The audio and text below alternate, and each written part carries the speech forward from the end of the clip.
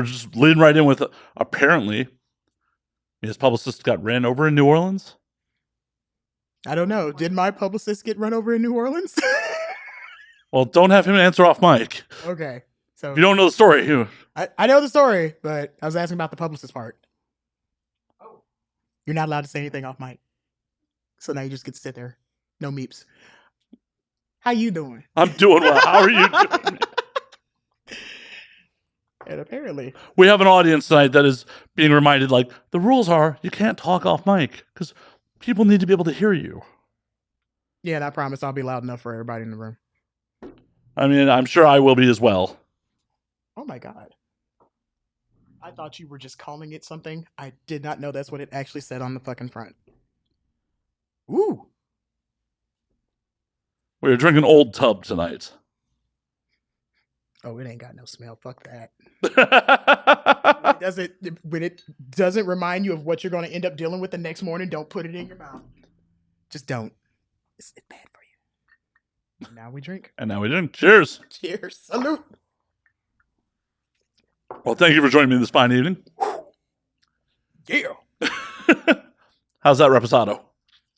It's actually really smooth, and that's what scares me.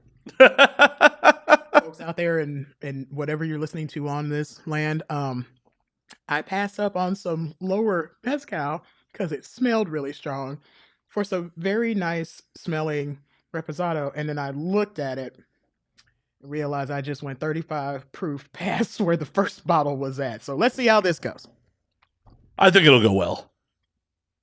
You're hoping for good content. Always. No, I'm going to put out a weekly podcast and hope for bad content. We want you to waste your time, your limited time on the planet, folks, by coming here for the bad content. Because we got it. Hopefully not this week. Hopefully not this week. I'm going to try not to flub out on you. I'm going to put this on top of something and not be gross inside of your very nice. I mean, it's a bag. You can just put it in the bag. Yeah, but I know me. Eventually, eye-hand coordination is going to go away, and I'm just finding things to lay things on. All the promises of just the drunk. And now we do shots of hot sauce. Exclusively for the video version, because I don't think this will translate to audio very well. It will by about your second reaction of me doing this, and you're going to be like, okay, I guess she does that shit. I guess this is like, and now we drink and hot ones all at once. Yeah, buddy.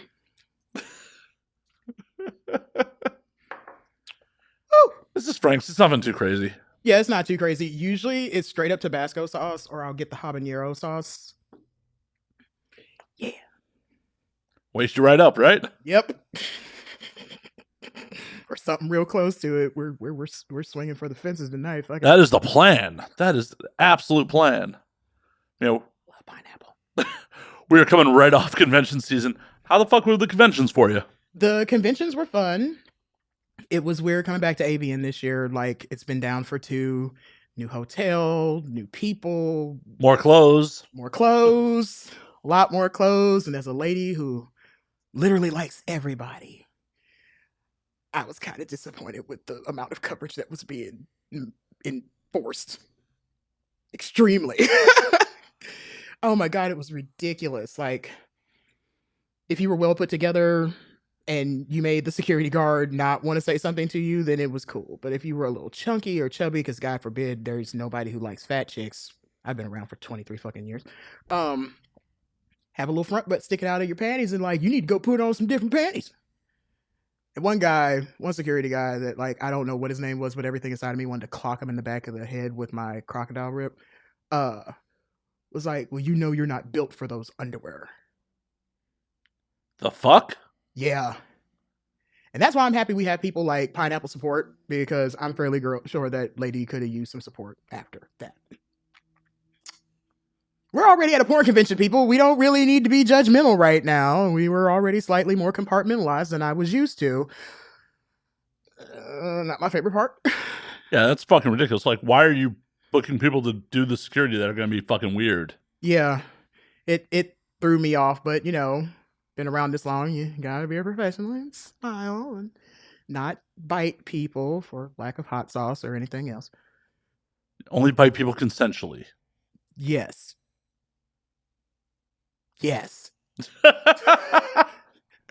I only bite people consensually, but people who pay me and ask for me for a little bit less, I will nibble on them as well. Well, I'm a biter, goddammit. I have problems. Is it a problem if you're making a living at it? I really don't say that for the people that I make a living off of. It's more for the people that I own. Like, I just want to get my pound of flesh and keep going. All merchant of Vinci and shit. Wait, you own people for free? Okay. Weirdness of how I work. If you want to serve me, finance should not be the reason why you can't serve me. Like, I love what I do, and I was doing it before I turned it into a profession, and all the more reason I love it. And the older I get and the more I see out of my community and the people that are in it and how we change and evolve and all the rest of that good shit, it makes me happy. And it makes me happy enough to hand out some freebies every once in a while if you're a good enough motherfucker to keep up the pace. Like, it takes a lot to deal with me. This is going to be 4 days shy of a month out on the road. I've been married for 15 years. It takes a lot to deal with my shit. So, like, if you're willing to deal with my shit, you're willing to be okay with, like, I'm out in the public eye, that you don't get a lot of those private, intimate moments that you had when I was a little bit lesser known, then it doesn't become a problem. I'm going to appreciate you for that. And for that appreciation, like, yeah, I'm going to play your ass to death. I'm going to sit on your face like the front of you says Harley across your chest. I am going to do all the things that I love doing to you because you're allowing me to do them to you. And that's what makes it fun. Hell yeah. Hell yeah. So, your home relationship, you're completely in charge? No. No? My husband is not submissive. We met not too long after I got out of college back in 2006, and here we are, going to be 15 years later this July. So dreams do come true. It can happen to you. It's not a Toyota, but oh, what a feeling. I'm also going to turn so red in this interview. Like, now this is my thing. I'm warm. Good. Risotto. And I have made some assumptions inside of my head. And one of them is, I'm going to make you blush before we leave this table. Good luck. Okay. I've heard a lot of crazy shit. I've been involved with a lot of crazy shit over the years. So, but it wasn't my crazy. I know. I welcome the challenge. Woo! Challenge Wolf. I welcome it. But good luck to you. May the odds ever be in your favor.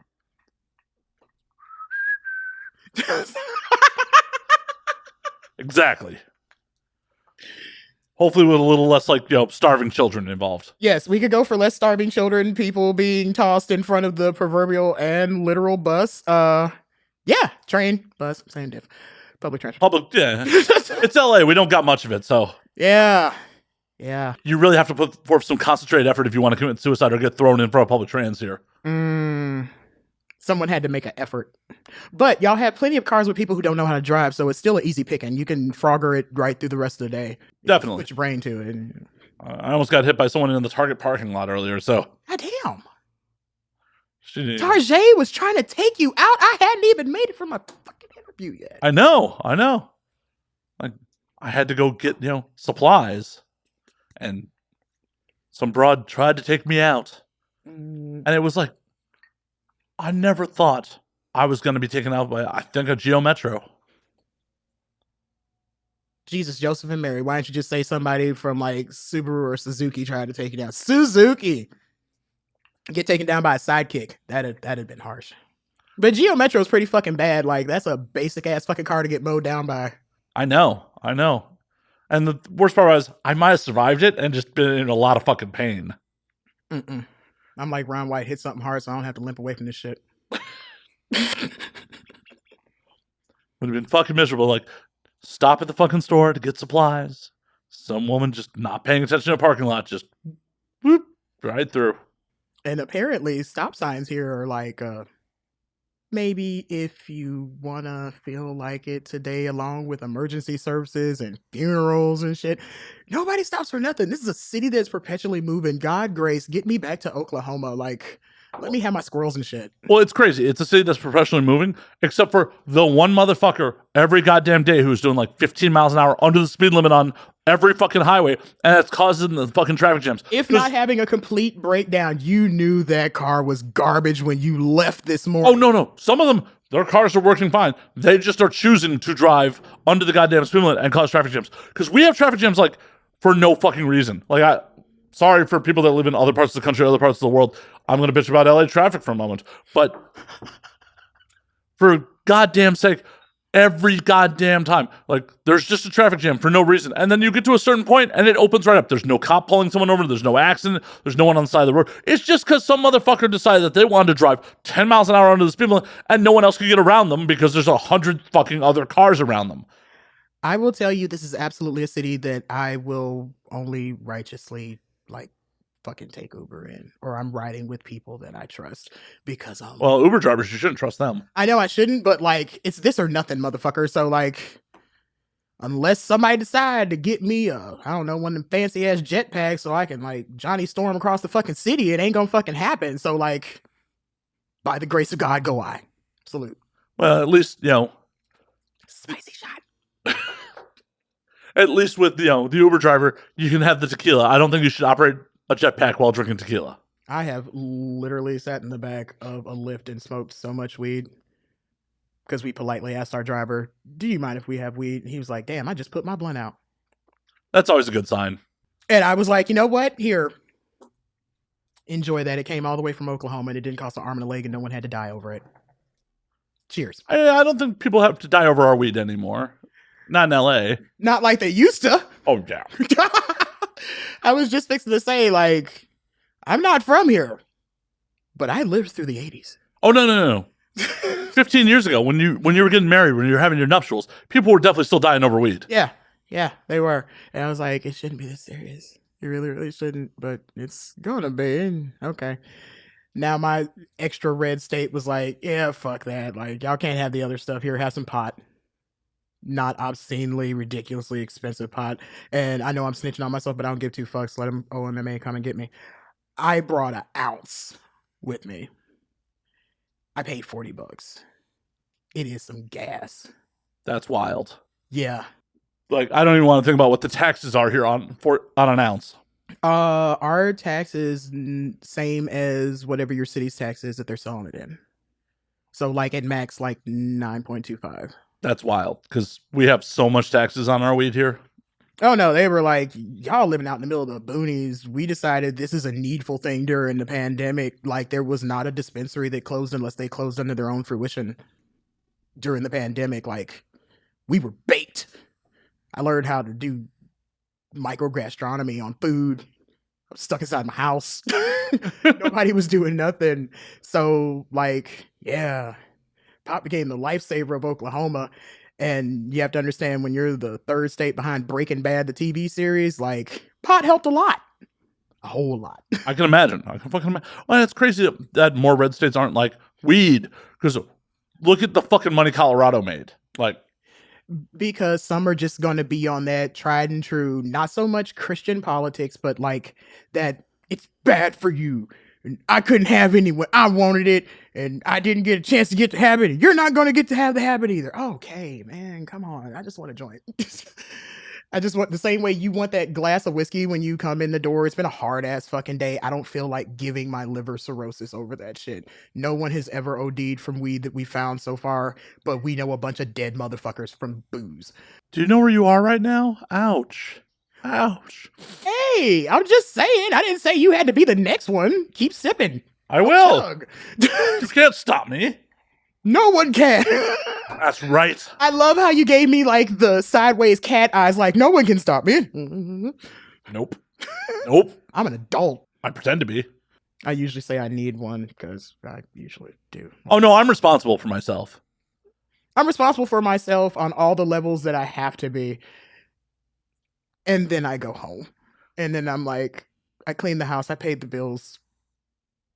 I'm done. I'm about to Al Bundy with my hands down my pants on the couch for a minute. Everybody just leave me the fuck alone. Close all the windows. But would you make love to Peg? Fuck yeah!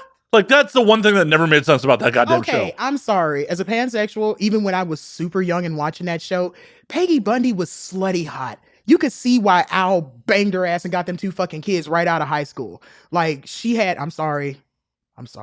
She got the fat ass and some nice ass legs in them fucking capris. And I could put a trash bag over your head or do something with that set with that bouffant she always had. But other than that, oh my God. And then when you go past that, Leela from Futurama, I always wanted to fuck an alien that thought it was like an alien, but actually a mutant. And you're much more likely to be able to fuck a mutant than an alien. Hey, it is LA. I mean, I was at the conventions. $20 is $20. Let me quit. I definitely saw some mutants walking around that convention. Oh my God, no.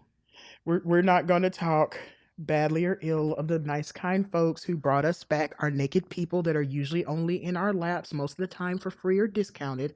We're gonna smile, wave, be professional. Oh, I'm being professional. This is my profession, goddammit. I just calls it like I see it. There were some mutants. Make me squeak. Hey. I'm like this. It could have been worse. Oh, yeah. It could have been worse. It could have been a way smaller hole. I mean, it could have been Gen Con. Do you ever want me to come out this way again, man? Like, fuck I do to you. You're going all hardcore Holly. I'm like, soft questions only. Pretend you're not Barbara Walters. Well, no. It could have. It also could have been the last sin in the city if we're just going to bring up random shit. So...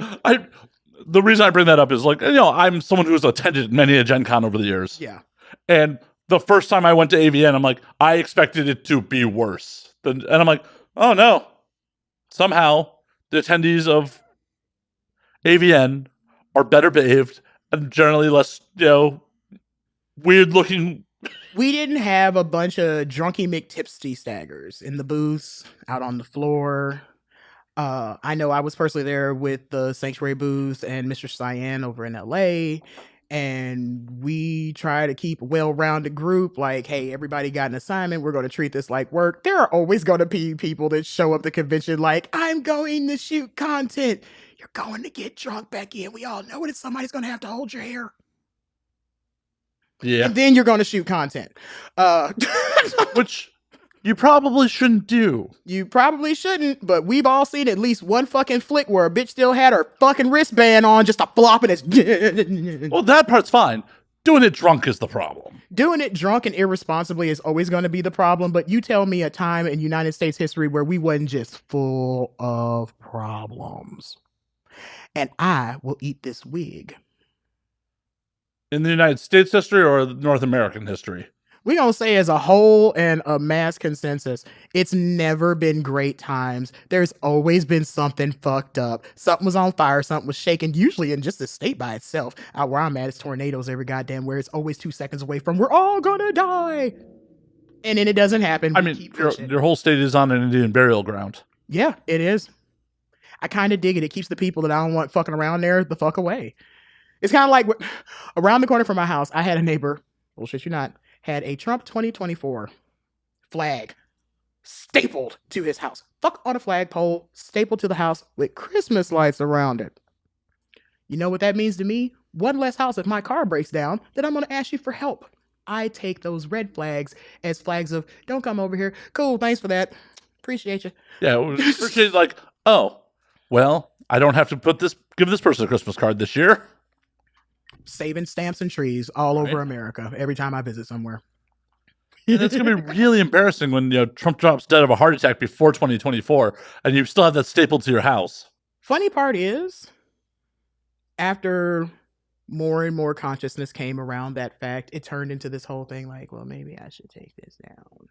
And a lot of people around me took theirs down because it turned into that like, it was cool when we were in charge, but like, I think it's slipping, Otis. Ain't nobody come to see you, Otis. Ain't nobody come to see you or your stupid party or your friends and your jacked up lizard people. Don't tell me I'm so far on the left that you being where you are is stable middle ground and you believe there are people eating babies in pizza parlors. And I drink. Well, and if there are people eating babies in pizza parlors, where's my invite? That sounds like a rad party. Throwing a couple landlines. It's almost my house a couple years ago. Oh, do tell. Something inside of me was like, I want to do something ridiculous for my husband's birthday. So I got him a little person stripper, and that barrel rolled into so many other things that I can't even say on this cast. Everything was legal. Nobody was hurt. Oh, then why can't you tell us? I can't tell you because my husband swore me to secrecy. The few oaths that I absolutely don't break, promises that I promise to keep, but the edges of that story are so burnt and crispy that every time I think about it, I want to say the whole thing, and then I have to remember, like, got me a whole pearl, I can't say it out loud. Okay, I gotta know. Did you have to make a liability insurance claim? No one actually got hurt. Someone did fall off of my porch though, but they didn't get hurt. They fell directly into like a nice big grass greeny kind of patch that we use for the dogs to use the potty, but they fell on something soft. It wasn't just concrete or the walk up to my steps. So they're fine. No one died. But I got way cooler stories that I can tell you if you just want to know. Oh yeah, of course. I live for that shit. Okay, the story we started out during cigar and cigarette time. Guess who's 43, got 2 thumbs, and ended up being on the MSC Maravilla as someone went overboard, got pushed, or jumped off the side of the 19th floor to their death at 5:09 in the morning. This bitch woke up to those 3 horns that you never think you're gonna hear after you watch the safety video. Oh, they warn. I've never been on a cruise, so they warn you that 3 horns. Okay, they have different horn patterns for different things that are going on the boat. If they can't make a mass announcement, you can at least hear the horns and have a generalization of what's going on before they come over to the PA system that's in all the rooms and hallways. 3 long horns is man overboard. They tell you that when you first get on, kind of like when you get on the plane and they give you the whole cross your, hey, falls on here, give it to you before you give it to a child. That whole spiel. They do that as a video now in a muster drill that either you can watch on your phone or in your room. Bunch of different languages because we were on MSC, which is an Italian-based cruise line. They have ships all over the world. We got woke up to those 3 longhorns at 5:09 in the morning. Our cruise director was broken. You could hear it in her voice. They first thought it was someone from the crew. Then they did a crew check, got everybody listed. And they're like, oh, fuck it. It's one of the tourists. Don't care. Okay, it's one of the people on the boat. Now we have a serious problem. Passenger overboard. So now, like, it went from being something has happened to you're in lockdown. They made all of us stay inside of our rooms. We couldn't leave. They were giving us random reports about every 15, 30 minutes. 9:30 that morning, they found her body off the coast. We were literally getting ready to dock. This happened at 5. We were supposed to dock and start offloading people at 8. 9:30 in the morning, we're still out in the water. Coast Guard's out there. Now they're knocking on doors because they figured out that it's one of the passengers. This is one of the passengers. Now we got to go through here and do a manual check. Just not did everybody's bracelet get scanned in at the last port. They finally figure out who it is. They come back through again. Now it's not just the staff for the boat. It's the staff plus the Coast Guard. Everybody stay inside of your rooms. Do not leave your rooms. Then this announcement. If the person, now that we figured out who it is, the people in that room, they're looking for the other person on the passenger ticket for that room. If this person could call in to the desk, to customers, to guest services, or come down to guest services. Nothing. About an hour passes by. Now we found the body. They did not make it. Our cruise director sounds super broken. Then I think our captain's name was Giuseppe. He comes on and in the worst broken Italian tells us that we will be heading into port. Blah, blah, blah.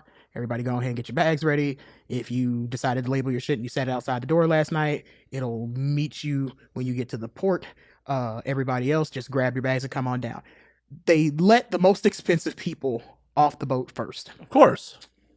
There was no rhyme or reason to how we got off the boat. There was no like, we have disabled or those with children or veterans or anything like that. It was like, if you have your bags, come on down to the main furrow through. Had to be at least 1,500 people down there. It was like a high school football game, all in one little 2-story mezzanine. And I was like, are you fucking kidding right now? As we're standing there, they're still calling for this gentleman. These 2 people got into a slap punching match during FIFA on the main deck.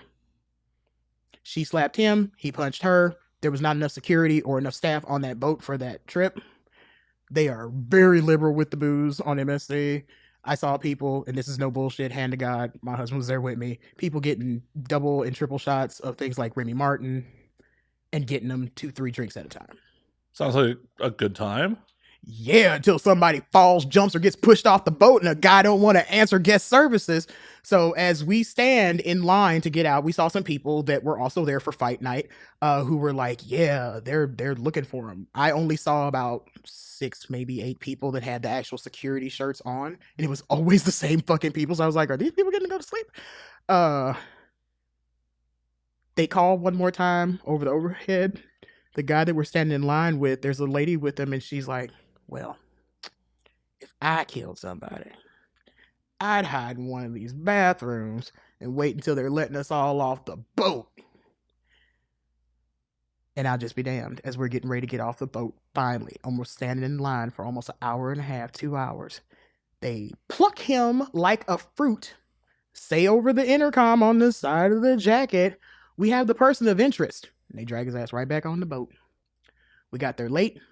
We missed our flight, got back to Texas in the middle of the night to leave Texas that next morning for my car to die about 5 miles before the state line. Had to stay at a Motel 6 because Tom Bodette left the light on for me and it was that or nothing. As we are finally getting someone to do a full transport of my vehicle, my boy came and got us. 5 hours he had to drive and drag us. But before we could get out of the state of Texas, one more time, right there in Denison, a gentleman decides to murder his girlfriend by pushing her off of a viaduct and taps himself in the head with some kind of weapon and falls in front of a car. We got stuck right there on the highway where it turns from 79 into 69 back in Oklahoma for about 2 hours. I'm going to say no one survived because the life flight that came out, the helicopter sat there for about 30 minutes. The EMT truck that showed up there stayed with them. Truck left with the lights on and no sound. The helicopter went back to its original port instead of going to the closest hospital, which would have been Texoma Medical Center. So note to self, no vacations with you. Got it. Yeah. I was like, oh, you want a story? I'll get you a story. Yeah. The moral of the story is do not go on vacation with you. Usually my vacations are bomb as fuck. Yeah. They're the last vacation someone has. Of course they're bomb as fuck. That's just rude. I didn't make them do it. It just all happened at the same time. Yeah, I was just trying to have a regular... Just coincidentally, and death follows you everywhere. Like you're fucking... Well, death doesn't follow me, but apparently bad luck does sometimes. Like when it comes, it shows its ass. When I'm having a good time or a good run of something, oh, it's fucking great. So what you're telling me is I need to make this miserable for you or I may not survive this podcast. Got it. You're hilarious. You're a lamb. That's what my granny would have called you. A lamb. I feel like that's a bless your heart. Nope, that's like a lions and lambs. Ah. Eaten in not that sexy way. So I'm prey. I'm gonna. Oh boy, I am not gonna survive this podcast. There's a reason why it's called Pray Tell. Famous last words. Well, I'm gonna go out like the old woman said I was going to, drunk. More Ron White. At least it wasn't with a bullet in your back, or somebody stabbed you in the back, or you got run over from the back. I don't know. I almost would prefer to not see it coming. That's what he said. So tell me, Magic Man, what do we usually do here? You're looking at, you're experiencing. Oh, this is it. Okay, cool. Yeah, I mean, we are recording already. Oh, I know that part. This is the thing. This is what we're doing. I don't know exactly how festive I'm allowed to be. I don't. As festive as you like. Fuck yeah. I thought you said you listened to the show before. No, I'm saying, like, don't also forget what you said about some of the shows. Oh, yeah. No. I listened to a couple of those shows. And I'm like, please, Lord Jesus, 6 pound, 5 ounce baby Jesus, don't let that be my show.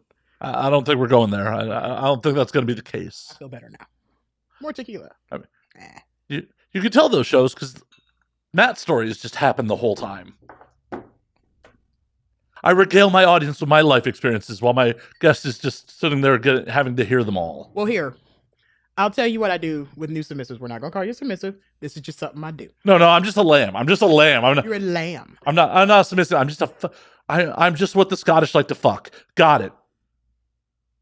And make fine itchy clothing out of. Yeah, what are you gonna do after you fuck it? I mean, scratch. Exactly. 3 questions. If you could ask me anything. 3 questions. If I could ask you anything. Well, I'll let you start. What was your worst con doing this? Ooh. Like in all these years of like talking to porn stars and dudes who get pussy all the damn time. Like, what was your worst one? What was like, Lord, somebody get me a shotgun so I can get rid of this horse because I'm not dragging it no further. I hate this. Like episode wise or just no, like convention wise? Like convention wise. Oh shit. You don't have to say the convention, but you can tell me what the experience was. It was like never the fuck again. Honestly, I said after AVN 18 I wasn't gonna do AVN anymore. Well, that FOMO bit you right in the ass, didn't it? Well, and it's no shade to AVN. It's the fact that like this is what the real show is. Yeah. You watched me do the show at AVN. I had 20, 30 minutes tops with somebody. That's not enough time to really do the thing. So AVN 18, I had people for like 10 minutes at a time. Ooh. It became just one episode with everyone I had on it. Like a lot of like edited 8.43 minutes of whoever the fuck. And then like 9 and some change for this person because they actually spoke back to me. And then this person's thing is like, hi. Yeah, it was a lot of, hey. So I think I just had like a canned question because I only had people for like a couple minutes, and it was just so if you want an AVN this year, what's your acceptance speech? Go. Oh God, that sounds like naked Miss America. It really does. Like just like batting out. Like I do not envy you by any means. Like it. Okay, folks, just in case you've never done this, asking people random questions on the fly and trying to turn it into actual conversations that people are going to want to listen to for more than 5 minutes is really fucking hard.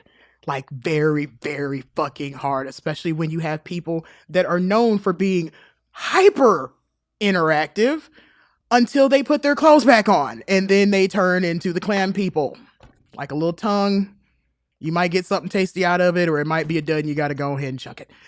So, like, I do not envy you at all. So, like, I could see that being, like, some bullshit real fast. Yeah, that honestly wasn't fun. It was part of the reason I didn't do AVN 19, I didn't do AVN 20, and then... Which is fucked up, because I was at AVN 20. That was my very first one, and it ended up being the last one for 2 years, so maybe you were right. It wasn't a vacation, though. But I had been doing, not AVN, because, like, I'm not that kind of a mainstream porn star. I'm a professional dominatrix. So, like, I do some sexy shit to you, but, like, Mr. Chow, I fuck on you. You ain't fucking on me. You getting pink? That's the booze. It's the booze. It's the booze. It's the booze. Oh, let me have some booze then. Yeah. Oh, God, that's so smooth. It like burns for 2 seconds and it's like it's gone. Like, oh, did I really drink booze? I guess I'll know in a couple hours. Oh yeah, tomorrow morning you'll be like, I definitely drank some booze. Actually, that's why I drink tequila. I don't get hangovers from tequila. Me and brown booze can't hang out like that anymore. I mean, it's a little brown. It's blonde. It's blonde. Like I can hang out with it. It's a sexy little blonde. It's got some curves to it. Yeah, that son of a bitch right there. Old Tub would have me in a new tub. If I'm not puking, like.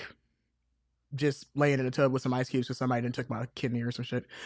Okay. No, you definitely don't want to take someone's kidney after they've been drinking. It's so messy. Man, $20 is $20. Stop complaining. Yeah, you can't resell it very well.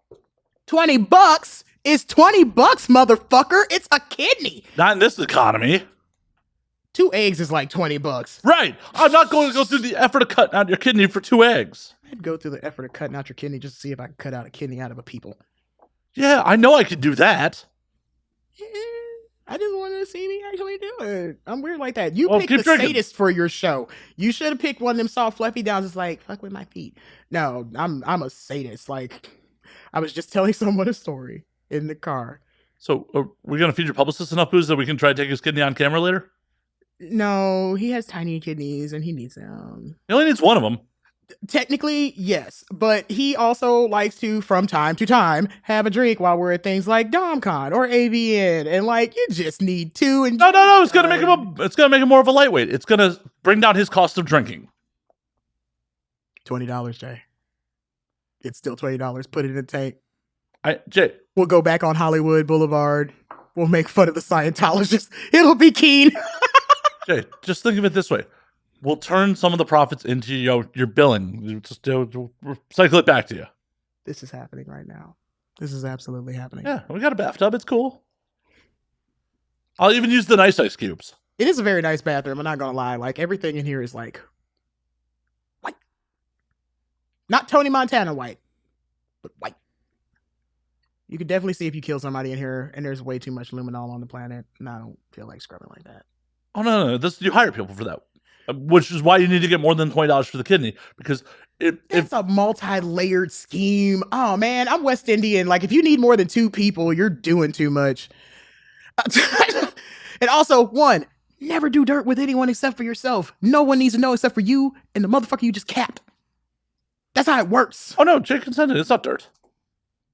You can't consent to assault. The first rule. No, it's surgery. You can't consent to surgery from someone who does not hold a medical degree. I don't think that's true. In the United States, it does. Oh no, we're Googling that. Oh, Jesus. You can't do medical procedures without a medical license. If that was true, then all these at-home surgeries I've done on my husband and ingrown hairs were for naught. Somebody need to be paying me for that shit. Your husband, obviously. Bill him. Oh, I do that already. It's like every time I do the laundry, if you leave $100 bill in there, tip money. I'm pretty sure if both parties are consenting, you can perform surgery. No. I have too many people that are into the vor fetish and they literally want me to eat them piece by piece or as a whole. It's totally against the law. It's absolutely against the law. It's also. I know Cupcake Sinclair definitely ate part of herself for a scene. Yes, she did. That's my buddy. And she actually was braised in front of other people after they had flayed her a little bit. And they cooked it up in a little brazier and then they ate it on the side of the stage. It was awesome. I hate the things I miss out on when I don't come to LA. See? This place isn't all bad. Where else can you get braised cupcake? You can't see me rubbing my head right now, but I am. It's on camera. On camera. Oh, shit. I keep forgetting there's a camera right there. Oh, my God. It's on YouTube, too. Oh, great. Things that...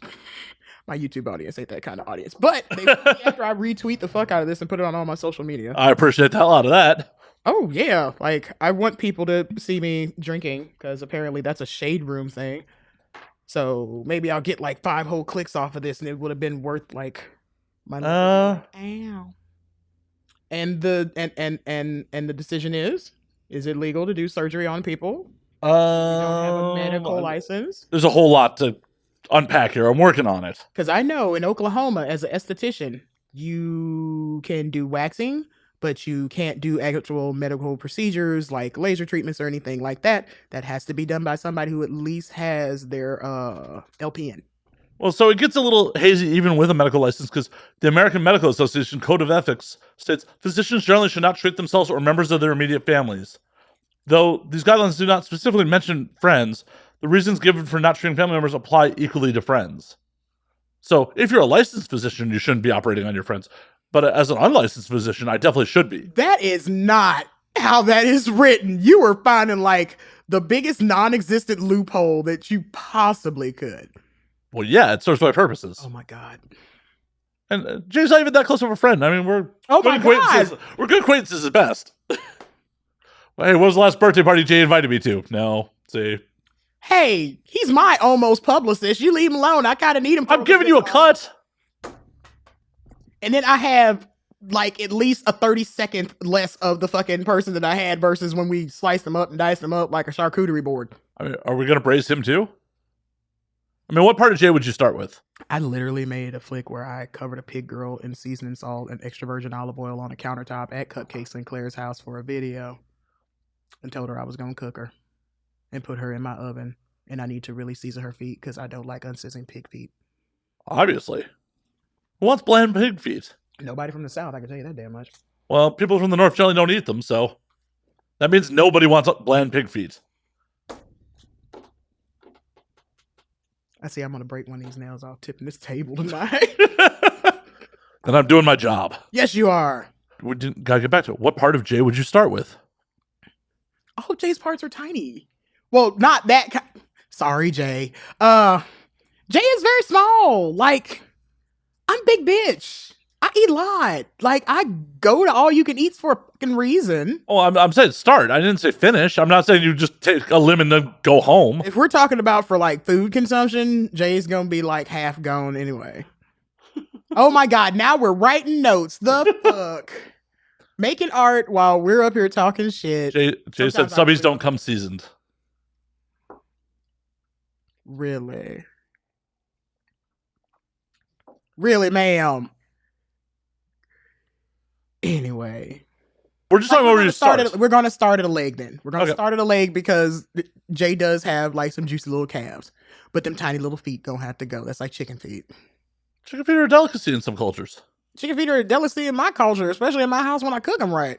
But like, I don't feel like fighting with all them bones. Sorry, Jay. Well, just eat around them. Like, just, you know. Nobody doing all that. That's like the people who leave like more than half of the chicken wing on the chicken wing. If you're not going to suck the gristle off and like crack the bone at least on the big part of the fucking drummy, it's not worth it. No, those people should be put to death.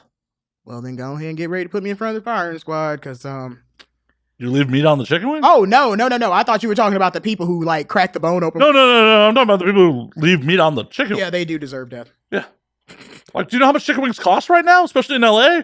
Like, that's just He got wasteful. so desperate he made his own chicken wings. That's why I'm sitting here drinking his Frank's Red Hot. Lord, I hate California. Why will y'all not carry Louisiana hot sauce? Oh, we have Tabasco and Crystal. Louisiana hot sauce. Oh, that's a brand? I am quite a Yankee. Louisiana hot sauce. You do Crystal because we stopped at a random gas station and all they have is packets. I'm dead damn serious. You just offended the fuck out of my ass. I'm sorry. Crystal. No, you shouldn't be. You shouldn't be That's offended. like saying, let me get a pumpkin spice latte from a Stuckey's. I know what that is. Yeah. I once threatened a boy. Well, I didn't threaten him as much as I actually did. This delightful key, not this key. That's the key to somebody's house. This key is the key to somebody's dick. I'm gonna make him listen to this podcast later so he can understand the seriousness of this tone. Jess, if you're out there, this one's for you. The boy who has the other key to this to be able to get out of his chassis that he's been in since before Christmas, and I think technically before Thanksgiving. Why does he have a key to it? He does and he doesn't. He does have a key in the physical sense that a key that goes to his chassis device is inside of his property line and under his control. He doesn't have a key by the fact of it's inside of a quart of my signature purple paint that has the Gorilla Glued lid on top of it that's glued inside of his garage, inside of a shelf in the very back that's glued 5 other paint cans in front of it. We gonna have to destroy some shit to get to that key, and that key's been ruined just by sitting in that fucking paint because I made him spray it with vinegar before he put it in there. Oh, okay. I mean, I thought this was about to be some Saw shit. It's like, oh, it's technically on his property, but it's inside someone else. No, it's inside of his property. I didn't even think about putting it inside of somebody else. Jesus. Well, you're welcome. It wouldn't have stayed inside there long, but like just the effect of it, just to say I put a key to somebody else's chassis. Well, somebody else's but you could do it like a I'll dermal. wrestle for it. You could do it like a dermal. It's a pretty decent sized key. Oh, I'm not. I'm thinking to myself now, like, I'm a surgeon, not a piercer. Oh yeah, what happened to your at-home surgery suite that you had going? About to run this bitch like Miami, huh? There were BDLs in here too, ladies. Just in case you need to come. He's got some stucco in the back for you and a syringe. We use rubber cement. Okay, let's not be specific. We all know we use silicone. Everybody's using that fix-a-flat shit. Well, yeah, it's really also, that was something else that wowed me out. All the migrating BBLs, the flipped solid implants and shit that was walking around on the floor. I'm like, baby, did you look at yourself in the mirror before you left out this morning and pick that outfit? I guess not. This is coming from a woman who has a Hitachi tattooed behind her ear. Like, seriously. That was my second Friday the 13th LA tattoo. So apparently every time I come to LA and it's a Friday the 13th, I gotta get a tattoo. What'd you get this time, by the way? A Hitachi. Oh. Behind my ear. Oh, okay. I thought that was your... No, it's an actual Hitachi. Well, no, I thought you said that was your first. No, my first is Ghost Jason mask on this side and an Nice. Anarchy on the back of my neck and a bunch of other shit that I've scribbled across myself and a Batman logo for my husband. Got some Beetlejuice shit up here. All good things. I got a bunch of random, nothing on me matches. It's kind of like the people I hang out with. If stuff on me matched too much, I'd worry about myself. Well, who wants to wear a uniform? Point. And yes, I just eat this. I don't use it for shots. I'm random like that. Okay, I'm not judging. I'm judging you question my surgery abilities, but not that. I'm judging that you still owe me a question now. I do. Yeah. I do. Let's see. Well, actually, I did ask you a question. Or would you start on Jay? That does not count as a question. That was a question. That does not count as a fucking question. You fucking suck, Slayer. Only when asked nicely. Or demand forcefully. Sometimes. Ooh, options. Giggity. No, I'm actually super vanilla, so I wouldn't say I'm not dominant or Darling, you done went to enough porn shows. You ain't vanilla no more. You're sprinkled at best. Porn is such a part of mainstream America at this point. I want no more spicy shots. I'm just gonna eat it out my hand. You want me to get you a spoon? You can Rachel Ray it? Yes, please. Jay, can you grab a spoon, please? Yes, Jay. See, this is when a third set of legs that he needs both of comes in. You could hobble. It's not like over all this shit. You'd have had to pull out your liability insurance, sir. I'll make a claim. It's cool. My deductible was only $250. Thank you, darling. For a real question, I know I've been led to believe by the bio and all that you did start off in the submissive world.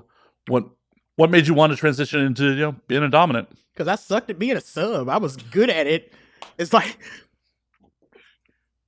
I'm not trying to be racist, but like I come from a very hard West Indian family. My dad is from Jamaica. So like only doing one thing ain't gonna cut it in our family. So like if you don't have multiple things you can do, you can kind of just taking up all the space and breathing all the air, because that's what I usually say when I'm not doing something. I was really good at taking physical abuse. That's why people were cool with me. But that isn't what made me. And I wanted to be the person on the other side, because before I knew it, I had issues I needed to work out. And someone gave me the caveat as a Black woman to be able to be angry and be mean and not go to jail and not be seen as a trifling or an angry bitch or classic angry Black woman. Like, no, she's serving her purpose in the purpose that I want her here for, in the capacity that I want her for. And that shit jazzed me right the fuck up. And then I realized I like it. I like it a lot. Women in society very rarely get given the option to be themselves. We're told at a very young age, you waiting for that one guy. Oh yes, one piece of dick. That's all you're waiting for your whole fucking life. One dude on a horse that don't exist with a suit that you can't keep clean. That's what we're told. You get your 3 dresses, the one you're christened in, the one you're married in, the one you're buried in. Of course, that prince on a white on the horse is going to have, who has all the options in the world, is going to be faithful and treat you well too. Yeah, don't forget that. And if you come from my side of the family, like it's genuinely they taught us at a young age, especially being Southern and Black, like, or find you somebody and be happy with what you get. I'm not happy with what I got. I'm never happy with what I get. I mean, but you've been married 15 years. No, like I'm happy now, but when I was 20 something, I wasn't happy with shit. I was banging dudes left and fucking right and leaving change on the nightstand like, you catch the L, bro. Get the fuck out of my apartment. Why would you even take them back to your place? Because I wanted to fuck now, and I don't feel like you trying to figure out how you're going to lie to me about you living in your mom's basement. See, you should just fuck them in the mom's basement. Yeah. Get a home cooked meal on the way out. I did that a couple times. Like, don't get me wrong, but like after a minute, the experience is completely blown, and you're like, yeah, fuck that shit. Just come back to my house. I have a bed that I know has clean sheets on it, a bathroom that I know I can take a shower in, and a toothbrush that I know belongs in my mouth. And since you don't... See, I'm a grody dude. I'm all about going to their place so I can leave. Yeah, like if you just like, I've had a couple that were like, oh man, like in this age of not catching feelings and totally wanting a woman that isn't trying to catch feelings for you, you get your feelings hurt because no one's catching feelings for you. Here's $350. That's a ride all the way on the L line and a transfer to the metro. Wow, you dating suburban motherfuckers? If your suburban ass is fine. I'm sorry, boys, girls, everybody in between. If you got the fat ass, nice teeth, and beautiful eyes, 9 times out of 10, I'm gonna shoot my shot. As you should. As you I should. don't care how old I get. I don't give a fuck if I'm looking like a stack of pancakes squeezed into my corset. I don't give two shits. I'm going for my shot. And most people, especially like guys and girls, dig that shit. One person told me I'm very approachable, but I'm very scary. And that's what made it alluring. And I was like, oh, I'll scare the fuck out of you. That's what the fuck you want, baby. I promise. I've had other people that are like, you're a lot softer around the edges after actually talking to you. Oh, what a turn of the page will do for you if you actually talk to somebody. And Right. since you didn't want to do it, I thought I'd come on up and say hello. Well, it's amazing. It's amazing where confidence will get you. Like, I've definitely hooked up with some people where it's just like, oh, you're beautiful. And then, like, when it came to close escrow and they fucking started getting self-conscious about like some imperfection, it was such a fucking turnoff. Oh, like, oh, I'm so sorry. Like, I bruised myself. I was like at my friend's party and bruised my hip. And I was like, Oh, no. I don't care about your bruises, bitch. I like you naked. Oh, I had For to, you not be bruised like a fucking Carolina peach, but like, unless I did it. yeah, point taken. But yeah, I don't care about that. If I did care about that, I wouldn't have went through the problems of bringing you home. Also, young, stupid, and did not believe that people would like come back to my house after they had been put out of my house. Only got real lucky. Only had that happen once. And the fact that he was a little guy and I'm big bitch, he kind of just shook it and let it go. Like, He was just shooting his second shot. yeah, if his first shot had went through better, and I do mean his first shot had not come quite so early, And he might have rapidly. had a second shot. But he didn't, and he didn't. I mean, and the thing about it is, like, that happens to the best of us. What you do at that point is, you're like, yo, give me a minute. Mm-hmm. Do a little foreplay, do whatever you got to do. I'm all about go back and start the clock over at 25 seconds. Like, you don't have to ride for the whole 8, but like, you got to give me a good 4.5 or you don't deserve to be at the rodeo. You're fucking up the shoots for everybody else that got to come down them some bitches. Right? But seriously, dudes, if you fucking, pop quick, be like, you're beautiful, sorry, give me a minute, I'll go again. Give a lady something as simple as like, I was not expecting your pussy to be this fucking magnificent. If you could just give me a second so I could rewind myself from the ridiculousness that is your deliciousness, I'll be right back. Exactly. Bro, I'll fix you a sandwich behind that, baby. You need some water? I got some Pedialyte in the fridge just in case for like hard times, but like I'm willing to wait for hard times. If you willing to come on back, because I'm going for a Tyson in the first round. Can we get a second kind of deal? I don't want some fucked up shit at Caesars and it's over. Yeah. The idea of like, you pop, like, you're embarrassed and then you scoot out of there. Like, no, man. Don't scoot. Unless you about to scoot your face up to a box lunch at the Y, motherfucker. This is about to be good for you. It's protein. Everybody buying that shit in the fucking bottle anyway. Build spray and shit. Like, just, it's natural. Yeah. It's organic. It is. I made it myself. It's one of the weird parts, the top, like, kind of toxic masculinity. It's just like, oh shit, I've been emasculated because I came too quick.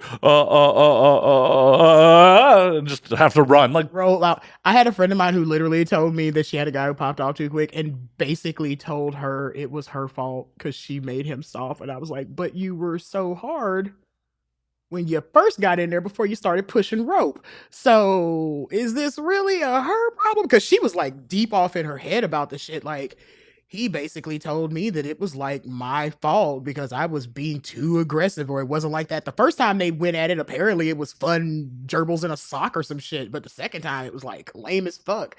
And I've had that personally happen because sometimes people fucking shit. Fuck that shit. Most times people fucking suck. It's not sometimes. We all know it's like a 50+% average. Like, we're doing that plus or minus. No, it's just absolutely 50 plus. Like a bottle of Centrum. Some people got it and some people don't. That's why you have a career, because some people can keep it going, don't need a fluffer or nothing. And then you got some people just like, I showed up for the craft service table. oh, crafty on porn sets ain't that great unless you're working for MindGeek. Hey, MindGeek, crafty, magnifique. They got budgets. It's crazy. That's a tangent, but Mind Geek has very good crafty. I'll leave it at that. Okay. He's like, the food there is bomb and the porn is even better. Show Eh. up for the porn, stay for the food. The porn is, a lot of Mind Geek's products are very, very McDonald's. It's like, oh, it's consistent. It's to the quality you expect. But we're not doing anything innovative over here. Right. But it will scratch that itch when you're like, yeah, I want something greasy.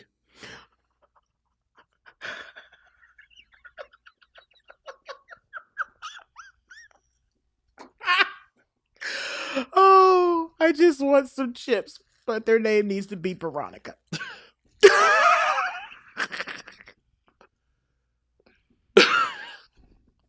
What? Veronica chips. Ooh. Archie and Veronica chips. Archie, Betty, and Veronica chips. I'd eat that. Archie would fail.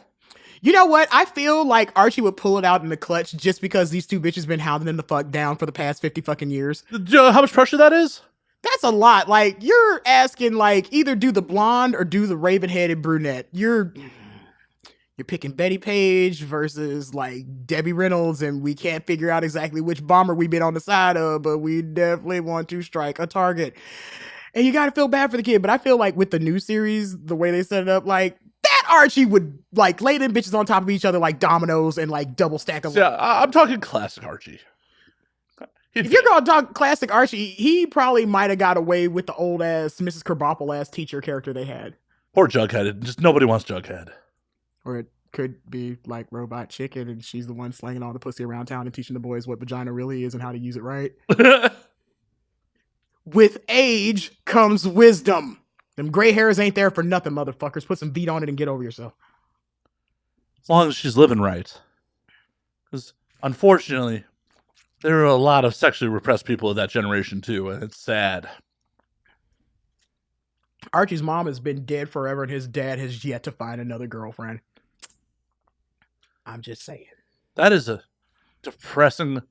We got you a spoon, and you're just like palm in the hand. Oh, shit.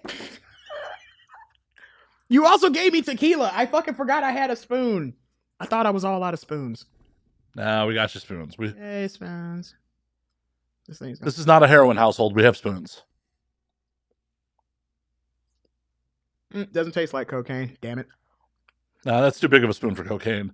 I was talking about your table. Oh.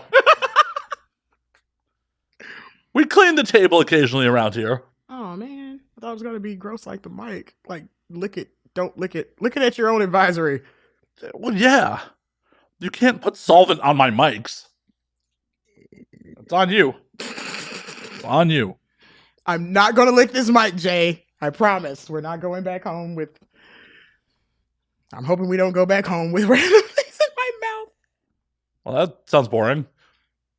For your podcast, yeah. Most people are like, if we could keep it a little bit more PG-13, that'd be great. We don't want to get put off with all the people who promote with us. Like, say nice things, Mia. What the fuck you pick me for? I mean, the people who promote with me know what they're getting themselves into. That reminds me, I got to respond to a advertiser later. Ooh, did you do a bad? No, the potentially new advertiser coming on. They're like, oh, we just found you, and like, we'd be interested in doing, we think you'd be a great fit. I'm like, did you see who was on, or did you actually listen to the content? Little column A, little column B. Hey, if they actually hoping for at the very least. At the very least. Hey, if they're willing to give me money and they didn't actually listen to the content, that's on them. That's like the moms that took their kids to go watch Deadpool because it was a Marvel movie. Oops. And then had the nerve to complain about it. There were so many cusses. We know. We were hoping there were actually going to be more because it was very subdued for Deadpool. It was. But the fact that those people had the nerve to complain about it, you walked into a rated R movie. Oh, now I know what my question is. Marvel, DC, motherfucker. Marvel. Actually, all reality. Image. Oh. With, limited runs. Most of the stuff I read these days is by Brubaker and Phillips. Oh, okay. All the limited series they've been putting out for the last couple of years, fucking amazing. Like that's a Sean Phillips original up there. As he points. Can it be seen in frame? No, unfortunately. Like, so you just pointed at nothing. Yeah, I did point nothing. It's for the people in the studio. It's for the people in the studio only. Sorry, people out in internet land. No portraiture for you. That is a signed Sean Phillips from Criminal. Ooh. That's kind of like okay, things to know about Miss Mia. You ever want to impress me or at least get my attention, buy me a Pops vinyl that I don't own.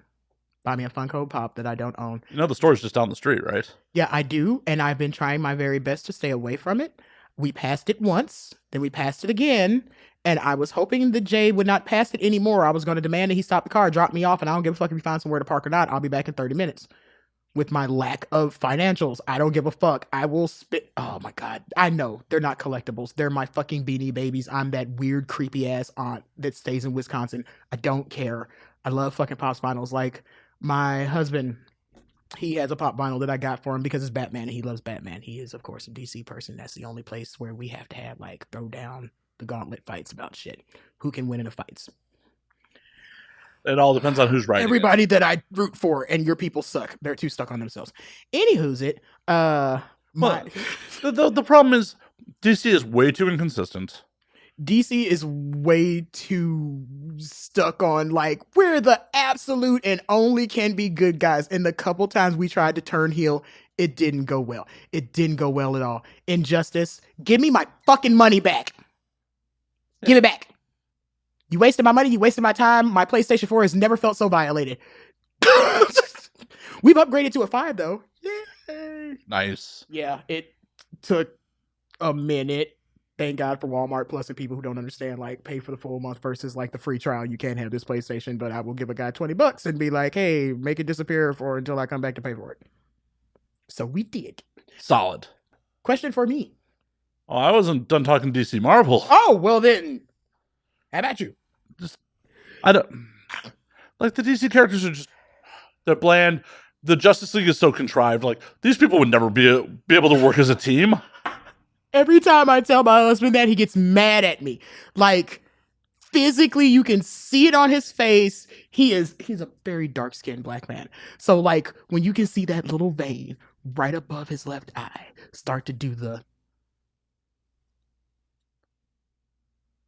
yeah, Batman fucking sucks. If he didn't have a couple $1 billion in his fucking back pocket and a lot of mommy daddy issues dying in an alleyway, how many kids have lost their parents to violence and not turned to multi-billion corporations? Well, and the thing about it is, keep the habit going of like, I need someone to perpetually beat because I couldn't take care of my issues as a child.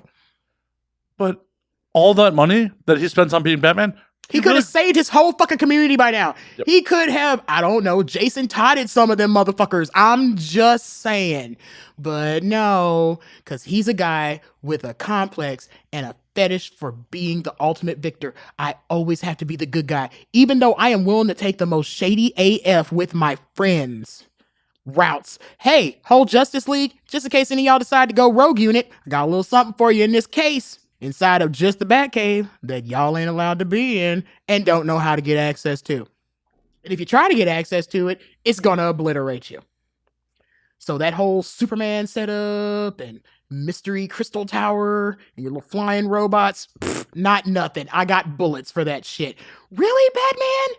These are your compadres. This is the team. I know we got to the Watchtower years and there was just like a bunch of motherfuckers floating in space and shit, like 100 people. But like the core team, the original 3, and then like spread it out to the 12, because apparently DC like keeping things in groups of 3, just whatever the fuck, man. Keep it going. I was well, and on top of that, Captain Miracle. Like at least do Superman a solid and do a hostile takeover of LexCorp. Like Wayne Enterprises could have just absorbed LexCorp, right? Yeah, you'd have thought, and especially since for the longest time, he didn't know who the fuck you was, but you've always known who the fuck he is. Yeah, because he doesn't wear a mask. He's Lex Luthor. He's just like, yep, evil billionaire, what up? Yeah, and I think that was the thing that got, like, really grinds Batman's gears. He gets to be the person that he wants to be all the fucking time. He's got mercy, hot bitches in cars, fucking limos everywhere, get off a jet, get on a helicopter on top of LexCorp, and it's like Bruce Wayne and Batman in one body. And you just can't. It's like, the pain, the intensity of the sun. I hate this moment, but there's nothing I'm going to do about it because my dude, bro, / the guy I really want to have sex with is like, we don't kill people. Okay, I don't kill people. All right, so y'all don't kill people, but y'all can literally explode suns, go to different planets, jump to different realities, go to dark side, and all of that shit. And But you won't fix like the 5 bad guys at home that keep. At least use some of that money and up the security at Arkham. right? Like, at least, I'm gonna say it like this: Tony Stark made the raft. Y'all go out in the motherfucking water. Let's see if everybody can swim. And as far as like things that disable your powers, DC is just not enough sun. He's a houseplant. Well, and the thing bullets. He's a real guy. You might need a very specific type of bullet, but he's a regular dude. We ain't even gonna get on Martian Manhunter. Well, and on top of it, my biggest problem with like Superman is your protagonist is only as interesting as your antagonist, and it's like nothing is really a threat to him. Like, and anything that has been a threat to him, he has come back. Lord, I'm gonna tell you right now, Crisis, I cried. I was with everybody else. Death of Superman, it's over, y'all. And it made me feel some kind of way in my teens, like, it's the end of the run. Are we gonna do Superboy? We gonna have some new composite character? Maybe Bizarro will come back and somebody makes him smart. I don't know. Nope. New outfit, new haircut. Y'all just doing shit now. well, and that was the time where like they gave everyone mullets for some reason too. Yeah, I don't know what was up with the super mullet and the super mullets in the 80s, early 90s, and super pets, and the now reoccurrence of super pets, and not just in DC, like across both universes. Like Throg is a thing again. Remember Throg? I was watching Comic Storian a couple nights ago. More things that I listened to as I dozed peacefully off into dreamland, because that man's voice makes me moist. And him talking about Darkseid and everybody else, and they're like, oh, and in the Marvel universe, we're bringing back Throg. And I had to think about it for a second, like, where have I heard that? Well, it sounds like Thor, but Thor and a frog. The fucking frog. When Jesus Christ, go ahead back to the Beta Ray Bill years, and I had totally forgot about a frog that gained the power of Thor. This is a thing. Why y'all are just drugs? Yeah, I was just about to say there was a lot of drugging in bullpen meetings where people were like, "Throw it on the wall, see if it sticks, then sniff it off."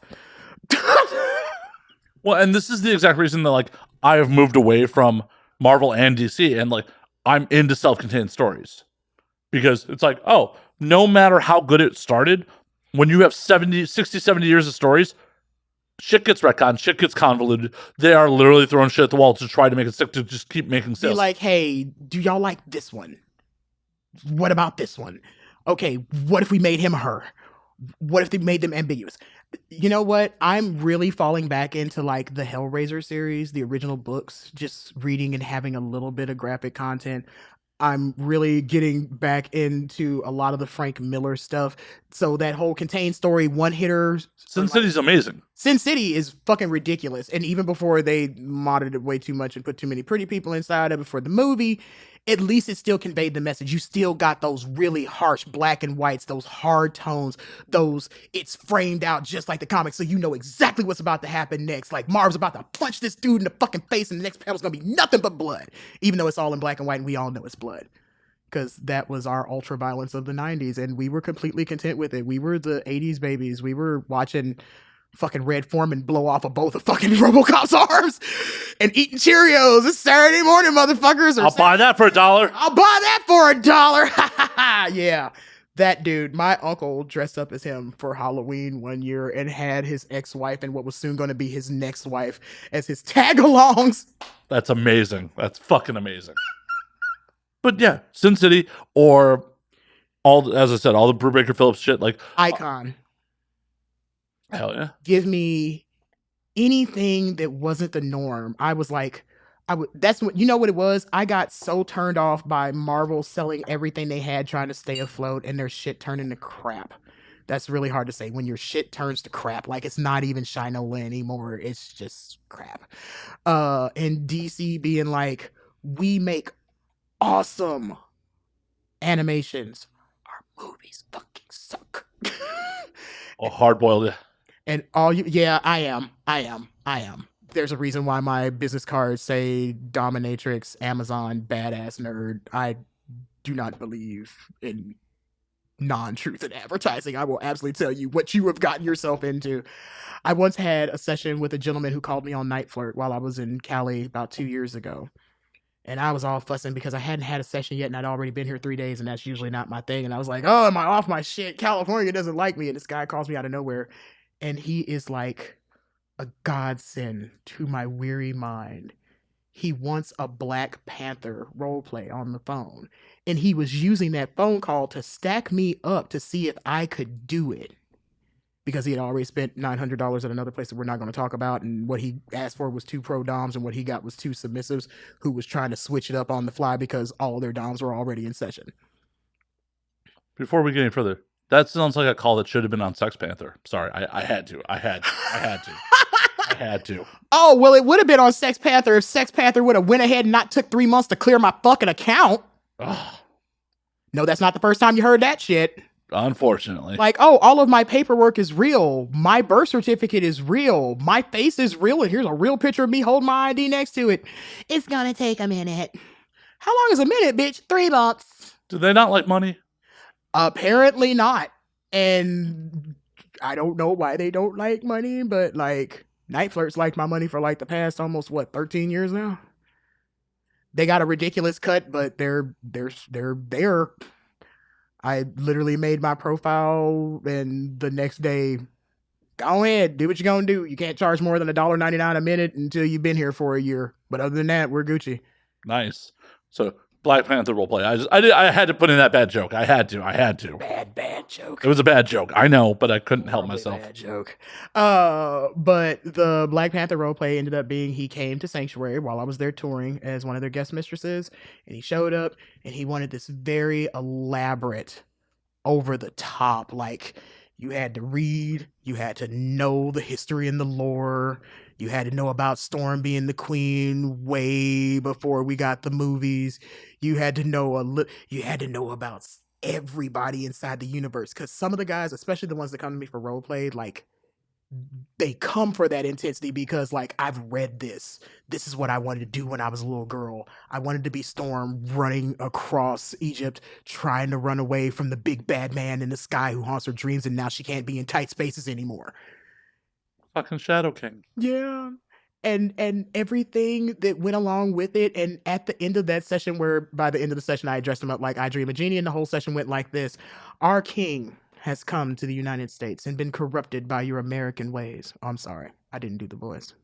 Our king has been taken by your American standards and your colonizer ways. And he has become attributed to these transsexuals. So now they give me this great honor as a Dor Milaje to have to sit here with you and reassign you so you can better serve our king. With the shit out of him. Like he owed me money. And he was the happiest princess of the land as soon as we got done with that reassessment where I put enough marine tape on him. I'm surprised if he could get his dick back. We made him smooth down there like a Ken doll. Then we dressed him up and made him real pretty in the sluttiest smear your lipstick. This is gonna be you ever seen Kung Fu Hustle? Oh, of course. You know when she's putting lipstick on, and then that sudden boom, and she's like, I pushed him in the back while he was putting his lipstick on in the mirror. Grabbed him by the head and said, now you look at yourself. You look at the depraved thing that you are. How you bring dishonor to my kingdom. How you will suffer at my hands. Oh yeah, I go deep cuts. Deep cuts. That's amazing. He gave me $150 fucking tip for a $300 session. He couldn't even make it through the fucking hour. And he was like, I will be back. And he has been back either to Sanctuary or to visit me somewhere else a little bit more discreet where I can truly reassess him. Every time I brought my ass out to LA, except for this time because he was like, I'm in Pennsylvania. I bet he's like, I know flights. Seriously, everything inside of him was trying to find a way to get his boss to pay for him to go to CES when he found out I was going to ABN. Oh wow. Oh yeah, I was like, yep, y'all don't sell enough of your doodads to get to the big show yet. You just gonna have to be having fun while I'm taking pictures of myself in half a goddamn outfit, walking around in these heels. Enjoy. It sucks to suck sometimes, but you're so good at it. Oh man, that is ridiculous. Like, but fun ridiculous. Oh, 100%, 100%. And the people that are like that into the lifestyle is like, as someone who's, as I said, fairly vanilla, like I under like on a like intellectual level, I understand it. On an emotional level, I still don't get it. Like, I don't. It's always going to be something not to get. Like, there's some of the fetishes that I don't get. Like, feeder eater. It's not what you think. Someone who likes to feed the other person and actually enjoys sexually watching them eat. While the other person on the other end is the eater who sexually gains enjoyment from eating and usually being gluttonous and having a Henry VIII moment without all the dead wives. But the dead wives are the... I know, chef's kiss and Salt Bay and all the rest of that shit, but like, I don't want a bunch of dead bitches on my table while I'm trying to eat a piece of sugar-free pie, so there's that. Well, why are you going sugar-free? Because I had a client who would tip me an extra $500 if I could eat a serving of everything off of the biggest buffets that he could take me to. Sugar-free? It includes the sugar-free shit too, motherfucker. That's part of the buffet, ain't it? I have lines. I will not I want cross. that $500. I just bought a house. You bought a house for like half my rent. There's lines Those I won't are cross. Personal choices, and I spend my money on experiences. Well, I do too. Usually the ones where you feel like you're missing out on something, but yeah. I mean, I just went to Japan like a month ago. And when you came back here, did you still have to pay rent, or do you own this? Oh, I had to pay rent. Yeah, I'm not doing that anymore. I want somewhere when I'm done paying for it, I'm done paying for it. I officially have somewhere to die, and ain't nowhere and nobody who can say anything about it. See, I have no official place of death yet, and I'm okay with that. I want it to be a surprise. Like that knife in the back, or shot in the back, or run over from the back. Well, and the reality of the situation is I owned a place in Chicago. Like, I sold my condo. Lord, I'm sorry. Give me a house. I'm old fashioned. I need a George Carlin situation. I have been carrying boxes, loads, storage units of my shit my entire life. When I was not in my parents' house, I was at somebody else's house. I was with the man that I was sleeping with, or the boy I was dating, or the man I'm engaged to's house. Never my house. By the time my father was the age that I am now, he had already gone through 4 houses, bought and sold, and gave one away. Yeah, that generation could do that because property was cheap. Yeah, and guess what? Our generation can't. So I got the fuck end of the goddamn gun. So all I ever wanted in my entire life was something that was mine that couldn't be taken away. As long as I pay them goddamn taxes, which is a little tiny taste of $208. I spend more than that on groceries. Hey, more power to you. No, that's LA. I have to. Yeah, I was like, you like eating, don't you? You look like you like to eat. Oh, so there you go. I like eating. Yeah, this is not a body that came off of like fish sticks and ramen. Maybe when I was in college and I still wasn't thin back then, but like, yeah, real talk. So, I have a standard of living. My standard of living is different than the LA standard of living. I'm content to not have access to 24-hour debauchery all the time. I know. In trade of, I can leave my front door unlocked. I can leave my back door unlocked.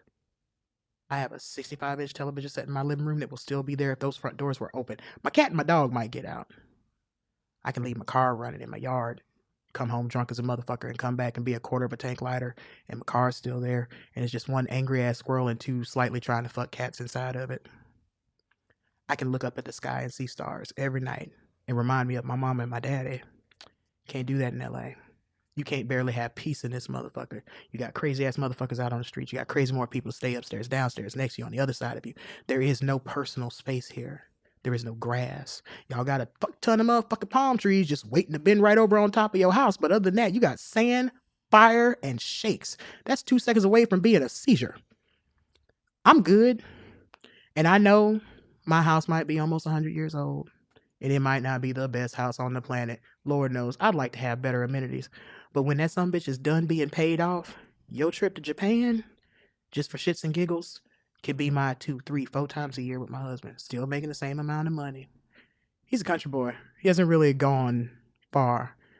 He rode a plane for the first time year before last when we went to New Orleans. Oh, that's wild. He's 36, or he was 36 at the time. That's wild. Yeah. Everybody doesn't get to have this. Y'all might not think of it as lap of luxury because of this fucking traffic sometimes. Y'all have some of the best food on the planet. Y'all have the most cultural mix of diversity I think I've seen in one fucking place, and I've been to New York. And it's wasted. You've chewed up all the ground that old Joni Mitchell, they paid Paradise and put up a parking lot, 15 goddamn Walgreens and a million fucking Starbucks because a bitch needs a fucking pumpkin latte at 9 o'clock in the morning. She just can't get her day going right. I made my trade. Kind of cool with it. Like I can... Now, just to let you know what he's saying for his rent, my house is a 2-bedroom, 2 full bathroom, fenced-in backyard with a full-size garage and my own private driveway. I am over 24 feet away from my next-door neighbor's window on both sides. The police don't come to my neighborhood unless they're called. It's quiet. So quiet you can hear a bitch motherfucker drop. Our town is full of weed, no longer meth, so it doesn't look like The Walking Dead when I wake up in the morning or go to sleep at night. I come visit y'all. I come visit y'all all the time. Last year for DomCon, I came in 2 weeks before the convention and left a week and a half after Pride. I stayed here for almost 2 months. That's enough. For me, personally. But when I'm gone from here for a little while, I'm like, oh man, that badass sushi place with the little restaurant waiter robot thing with the big eye on it that looked like a minion. Oh, that food was so good. Am I going to trade it in for my couch that turns into a bed and I can sleep in my living room without looking like a stranger? Fuck nah. Like, I started out as a city girl. We moved to the country. Culture shock. But then I did that shit for a quarter of a fucking century. And now, like, that's what I'm used to. We have a parade where at our old house that we had rented for 10 years, they tied a longhorn steer off to the tree next to my driveway. So it was just a longhorn steer sitting next to my little Ford Focus. Didn't perturb me in the bit. My neighbors behind me used to have a cow and a mule tied off to their Ford F-150 that was like from 89. I told you about my Trump-loving people around the corner. That is not what's going to make me go. Now, if you caught me about 8 years ago, I was like, fuck this shit. I'm going to Canada. Y'all kiss my ass. I need some health care just in case I keel over like my mom randomly. And then I was like, they win if you go. And I don't like losing unless it's for money. So, country house smack in the middle of the United States, and it only takes me about 3.5 to 4 hours to get anywhere in the U.S. or North America. I'm Gucci. And the flights are hell of a lot cheaper. I'm right above Dallas, so Southwest's hub is right there at Dallas, love. Well, till Southwest imploded recently, but... Hey, I ain't trying to be funny. They didn't have a Delta airline almost crash into the side of American Airline over here at your nice little airport the other day either, so there's that. Go Delta. Yeah, because if we're not crashing you into something, we're dragging your ass off plane because you said you ain't gonna give up your seat, like, of your own free will. We're just doing some shit. You come with me. What the fuck is this, Roots? My name is Django, motherfucker.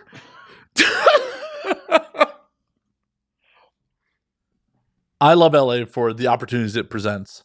I've been a city kid my whole life. Like, the idea of not being a city just... It throws you off. And it really threw me off when we would visit Mississippi all the time. And it was so fun. Them motherfuckers was tricking us. They knew what the fuck was going on down there. And they were like, oh, all this fresh air, sunshine, no going to jail. It'll be great for you and the kids. Like my daddy said, if he knew that my grandma was going to fly the fuck off the wheel the way she did, we'd have stopped in Memphis and said, fuck it, we can go visit. And we didn't. We moved to a town that had less than 1,000 people inside of it. They still had segregated when you would have your student government, We still had a white and a black homecoming king and queen that would flip-flop back and forth every year. We had a full white homecoming court and a black homecoming court, which is kind of hard because we have Native Americans and Hispanics that lived in town that went to school with us. We used to have to ride 2 different buses when we went to prom. Yeah, I graduated. I didn't graduate. I left that school in 98 and 97. There you go. And they still horrible. And they still do it now. Yeah, it's fucking horrible. Yeah. And that's why I only go back to visit when people die. The same reason why you here. You found your comfort. You found your ease and you found your people. Trying. My point with selling my condo in Chicago in the first place was it locked me to a place. Like right now, if I really wanted to, I'd say, deuces, I'm out. I could just go. Having that mortgage locked me in Chicago for probably 4 years longer than I wanted to be there. So, unless I become wealthy all of a sudden, I'm probably never buying again. The main reason I bought was because I wanted one big chunk off of my plate.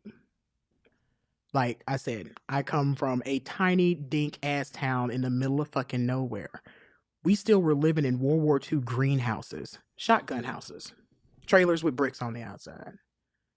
What I got now is an upgrade that when my family comes to visit, like, ooh, this is nice. Like Tiffany Haddish, this is nice. It don't smell like roaches in here or nothing. Yeah. It's not the upgrades that I've seen the people around me have. But bitch, I used to live in my car and beat up fucking strippers for a living for a second after I got out of college. This is a fucking upgrade. Well, and you should never live your life comparing it to other people. Yeah. Someone's always going to have more. Yeah, somebody is always going to have more. And if I literally live my life trying to have the standard of somebody else's life, but I'm not actually living their life, then I have wasted mine. I agree wholeheartedly. So, like, let me have my little $40,000 house. And when it's done being paid for in less than a decade, which is less time than most people need to pay off their student loans, a car, including like repairs and trying to keep it up and incidentals and insurance and shit. I'm going to have all that neatly stacked in a box. Right now, it costs me and my husband $1,200 a month to live. You spend $1,200 a month in putting electricity in the car and playing on all this awesome ass equipment, taking these pictures and buying this booze.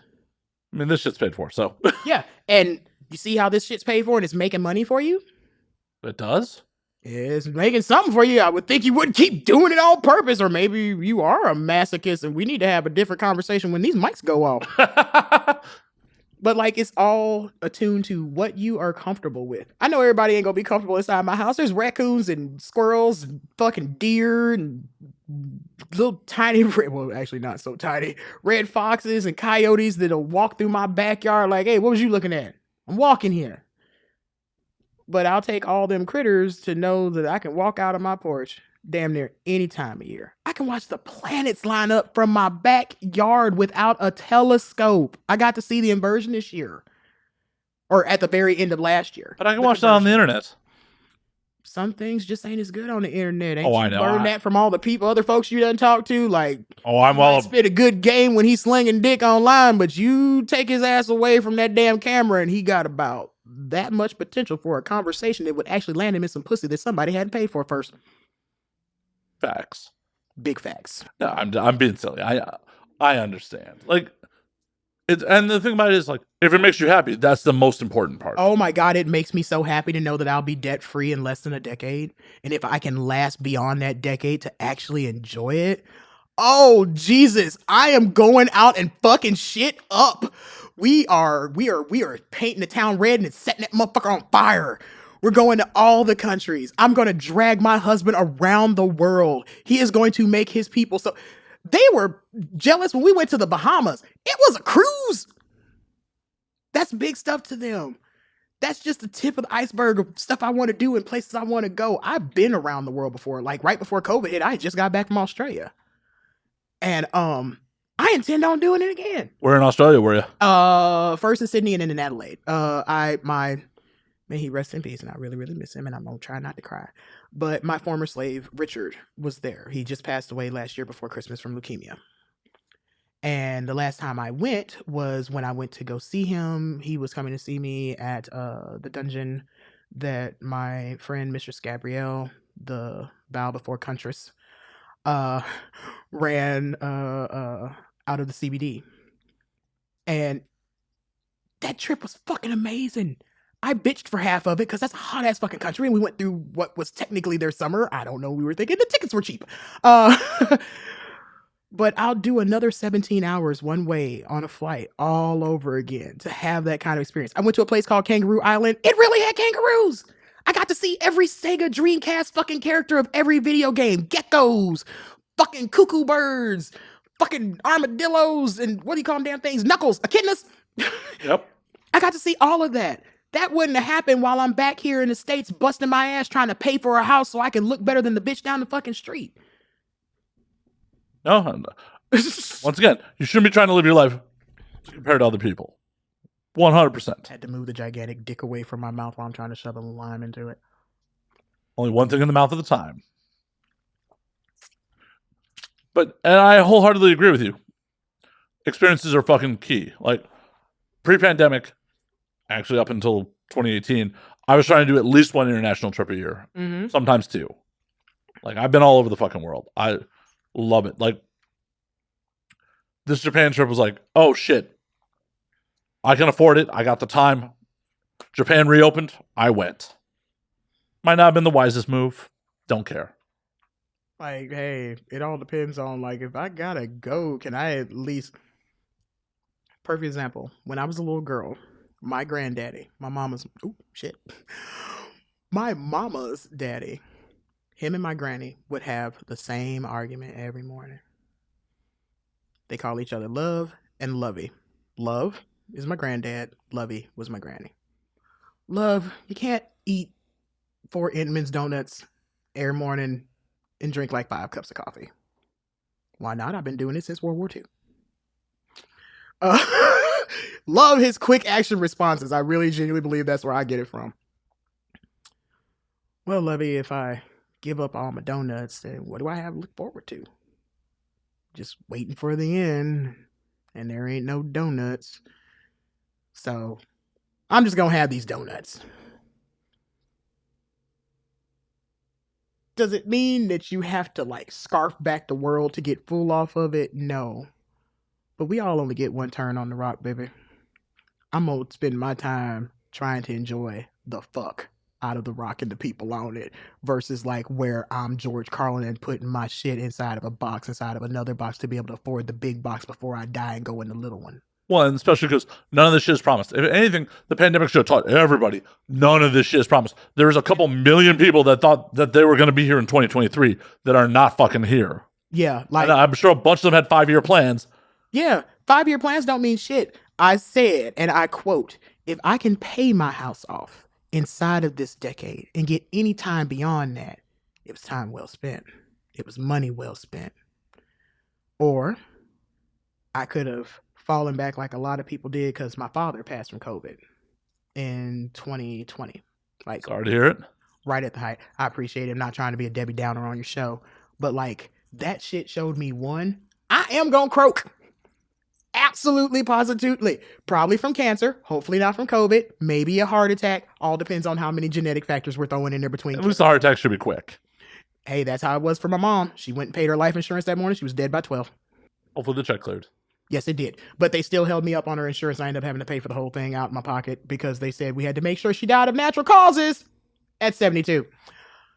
Because, you know, mom was really bad about doing them whiskey throttles and shit and laying it out on the paint in the middle of the street. And we had to break her those habits like no cocaine on Saturdays. That shit's only for Tuesdays with tacos.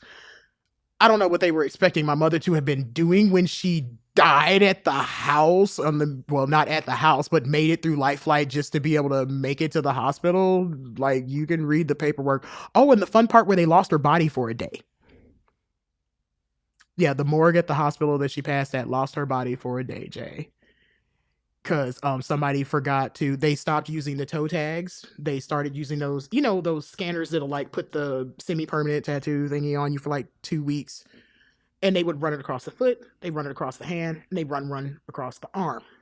So if you pulled them out the drawer, All the tags go together. This is this person.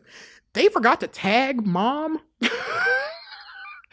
And somebody moved her to the central freezer, which means this person has not either been claimed by a family member or a funeral home has not been designated to pick them up. We don't know when the body will be picked up. And all I could say was when I asked for my mother to find out about sending funeral director to there to pick her up, she was like, we don't have a Carol Daniels. Excuse me? We don't have a Carol Daniels. Oh, okay. Well, I know she died yesterday, and unless she has risen like my personal Lord and Savior, y'all better fucking find her. We ain't even gonna talk about the did she grow legs and walk away part, because unless them motherfuckers got hacked off in the life flight, I think she still had feet. Are we talking about a resurrection, or we did a oops?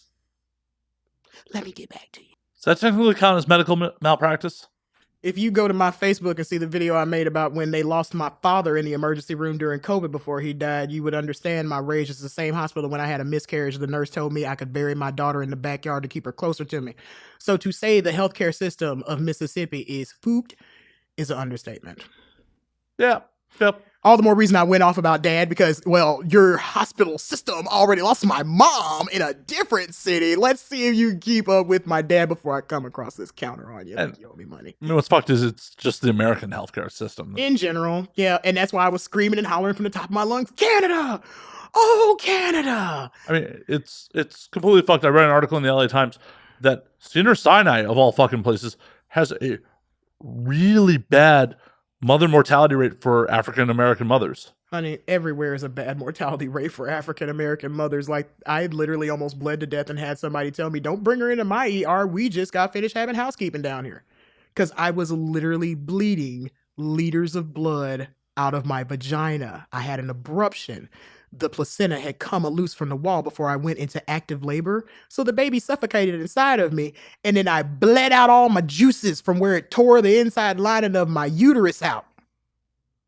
That's the part you're supposed to heal up from when you need to be in the hospital for a couple weeks. But on average, it's usually somewhere between 24, 72 hours if you had a C-section. Other than that, take your ass back home. Staples, sutures, everything. When you get a BBL done, usually if you pay the right amount of money and you're already paying a good bit of money to get your butt put on there, you're held for at least 2 weeks of you not being able to sit on your ass. And people pay for stay of care after they have major plastic surgery done. There's actually a woman down in Miami runs a place called the Doll House, where her only service is being a CNA and making sure you lay on your tummy, that you're propped up with pillows underneath your guts, that your boobs have like a big butt pillow for when you have like hemorrhoids, and that you have a chin rest underneath you so you don't mess up your face from everywhere you had suction done to put that shit deliciously back into your rump. Must be nice. Yeah, it must be nice, because I had a miscarriage and literally almost bled to death, and they put me out 2 days later, and only put me out 2 days later because they were going to put me out at the third day, but my cousin had been assaulted by her baby's father, and they had to kick me out of my room so she would have somewhere to go. Oh, fun. Yeah, I know, right? I am Debbie Downer. I'm going to walk away from this particular line of questions because I want people to still listen to this fucking show. I need more booze. It's right there. I know. And that's fucked. That's absolutely fucked. Dude, the state of Oklahoma told me, like, you can't say you don't want to have kids until you 43. If you don't already have kids, or your husband, who is 7 years younger than you, or your father, who is dead, is willing to sign off and say they're okay with you shutting down your uterus. Should have just forged some documents from Dad. Yeah, I'm fairly sure SSI would have had something to say about that shit. Not if it's good forgery. I never was good at my dad's signature. I fucked at his signature. I mean, what are they going to reference it against now? Let's see. The deed from the house. All the checks he wrote before he died. Well, pay someone to forge it well, then. Oh my God, you were just a fountain of something. That is one way to describe me. You almost had equipment covered in fucking Frank's Red Hot sauce. I'm really glad I didn't. Gone hundreds of episodes, and this board has survived somehow. And I'm trying to keep it that way. We're super proud of the board. I am. It's a fucking workhorse. Cheers.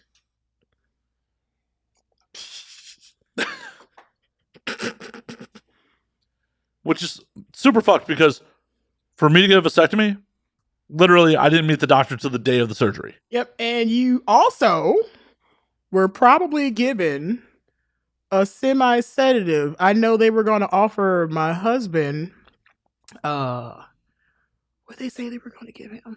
I mean, they gave me nitrous oxide. No, they were literally going to give him something before they gave him the gas. Like, we want this to be as minimally painful as humanly possible. I mean, they gave me a local. I wish they did that shit last time. I had exploded cells around my uterus and on my cervix, so it meant that I ran a higher risk for cancer. I would have to get something called a cryopsy done every year to scrape cells around there and make sure they're not exploding. And then if they were exploded, then I would have to do a test for cancer. I got no sedation. I didn't even get a fucking Tylenol until after it's over. And I do mean a single 500 milligram Tylenol. That probably cost $100. More than likely. And a doctor, the last time I had to have one, thank you God, and I came back with no exploded cells, and I was like, yeah, this is probably the end of this bullshit. The doctor literally put a speculum inside of me, and they have what's meant to be a state-of gel to like basically get everything to stay that way. When they scrape, they can just take that in the gel, put it in the specimen dish. He was like, well, we're just gonna put a little honey mustard down there real quick. Shecky Green in this motherfucker. Really? We doing jokes, motherfucker? Like, for real? And we're just talking about, my... I'm being polite enough to let you see my vagina and not charge you for it, motherfucker. Like, I'm trying real hard not to use bad words, so there's going to be enough Sam Jackson motherfuckers scattered across the rest of this interview that they'll probably make somebody sick. And I'm like, damn, that's one of his kids. He is old enough. And then when it came around time to do the actual freezing, this is going to be a little chilly, but I'm sure you're used to the stick. Psst. You know what that is? That's straight liquid nitrogen being blasted into my vagina and directly onto my cervix. The most nerve-bound thing a woman has inside of her body other than her brain and her nipples. Hurt less to bite the tip of your tongue off. Now, if you were going to offer that service to someone, how much would you charge? At least $1,000. Because I'm sure somebody, if you could set that up in the dungeon. You give me all the proper medical facilitations that apparently we're at-home surgery doing now, then yes, I am going to say I've done some at-home surgery on some people. But my at-home surgery was more like, I'm going to stitch your eyelids together, I'm going to stitch your lips together. Because I'm tired of you. Eyelids, ugh. I'm tired of... You know what it was? That scene out of Hellboy? The doctor, the crazed Nazi doctor who had like cut off his eyelids and pieces of his face and lips and everything because he just couldn't stop doing surgery, and then he couldn't stop doing surgery on himself. I was like, what if we did that in reverse? I'm getting tired of you looking at me and talking to me. Be still. See, I have weirdness with my eyes like that. Just ugh. Oh, it's that deep space sphere, that needle, face. Yeah. Like, the idea of having my lips sewn shut, I mean, obviously isn't pleasant. It'd be kind of a detriment to doing this. But, like, that just, like, sounds like it would be uncomfortable. Let me take that back. Lips were sewn shut. Eyes were done with the 24 gauge needle. So, basically, like the insulin needle thinness, butterfly needles. But still, like, there's a reason I've never gotten LASIK, because I'm just like, near my eyes. Like, the main reason I haven't got it because I was like, I got bad luck, and it'll be like 1 million served and good, and then yo ass is Stevie Wonder for the rest of your life. And since I can't play the piano and I don't like braids like that anymore, I guess I'm screwed. I don't know. People may pay more money for the blind dom. Here's the hoping. Because apparently at some point in time, either we're going to bump up this prescription or I am going to be the blind dom. And actually, people do pay for a blind dom. The beautiful Mistress Cyan, who is legally blind and will absolutely tear your ass up off of muscle memory alone. Like, that woman is a marvel. I just got a vision, like, I know this is not Cyan, but like, I just got a vision of like feeling for a butt cheek, like, oh, there it is. Wow. That kinda is it. Like, she does her testers when she does her whipping and her flogging, and she makes sure that she is actually hitting something, and in her head, between her head and her hands, it just goes into autopilot. And to see it up close and personal, because I've seen it in a fully lit room and I've seen it in a damn near pitch black room. Like, somebody in here fucking, like, it's really dark. No, she's up on stage, just enough light not to throw her off, because it's mostly like a field of vision, like she can see shapes, stills, movement, and that's about it. So she's the Daredevil of Doms. Yeah. She fucking, oh my god, I gotta get her a Daredevil t-shirt. It says Mistress Cyan across the back of it. You're welcome. She might not see it, but she'll love it. But yeah, like, as far as like people who have pushed me along in my career and have tried to help me make a way where a lot of people like me haven't been, she's been like one of my biggest cheerleaders and absolutely one of the nicest people that I've met in the industry, along with a couple of other good-hearted people that still do this for the sister community, and because if we don't, nobody else will. And that whole some of us got to be the kindling before the rest of y'all end up turning into the firewood type of deal. And like, I'm hoping that in some kind of way, shape, or form, in whatever weird visage it comes in, that I'm doing her and the rest of the people that I try to speak up for some kind of proud. Yeah, look at me out here trying to be somebody and do stuff and spark a change and all kind of other hipstery shit. Sparking change. I don't think sparking change is hipstery. I think it's the right thing to do, right? Yeah, it is the right thing to do, but in this day and age, how many people you know that just feel like my grandma used to say, Beth, you couldn't pay a motherfucker to do the right goddamn thing. We are in the wrong climate for the right damn thing. It is too hot outside for the right damn thing, and you knew you wasn't gonna do the right damn thing when you put your clothes on this morning. No right damn things. I mean, that's accurate. But I'm also not claiming to be doing the right goddamn thing. Yeah, point. My granny was, or not my granny, but my grandma was wise beyond her angry little old years. Like the never get rich, sucking a po dick kind of shit. Yeah, that stuff. I think you said that off mic. I feel like that should be recycled for the audience so they can actually hear it. Actually, my friend Mistress Miss Madison, based out of Vegas, she sent me where somebody had put that on a meme of like this very Aunt Jemima archetype looking lady talking to two little black girls on a porch. And it's just written down there. And I was like, my grandma used to say that. Where the fuck did you get this? Say it to the audience, because you said it initially before we started recording. You will, and this goes very well for your audience. You will never get rich sucking a po dick. Never. Never, never, never. I don't give a fuck if that man told you he was producing every piece of porn across the fucking what used to be valley. He's lying through his teeth fast enough for him to melt out his mouth. 9 times out of 10. That's right, ladies. You will never get rich sucking my dick. Just putting it out there. But you could have a decent, like, sound equipment and some cameras. You need to shoot a little content and be like, excuse me, Big Daddy Mike, might I be able to use your beautiful space and all your shits so I can make a little porn in your house? I'll do something nice for you. Yeah, pay me. Damn right, motherfucker, hell. Oh my God. If I had one more cute girl come up to me during AVN, because this is how it basically went. We showed up, we set up. The first 2 days, lame as fuck. Also, super fucking quiet. It wasn't just us. Like, I walked out and walked the whole showroom floor. The most drag assery I saw there was when everybody lined up for fucking registration. And it looked like we were super full because everybody was trying to be first in line. I was literally laying on the ground, taking stupid pictures. I didn't give a fuck. And that was it. And then it was slow. But we got a couple ladies from some of the cam booths, OnlyFans, Minifans, Chatterbait, that stuff. When they took their breaks, they would come over, get electricity from Jabberjaw, our electroshock therapist, as I like to call him. Or spankings or floggings. My sister, Mistress Madison, she was like picking whole girls up over her shoulder and spankings and stuff.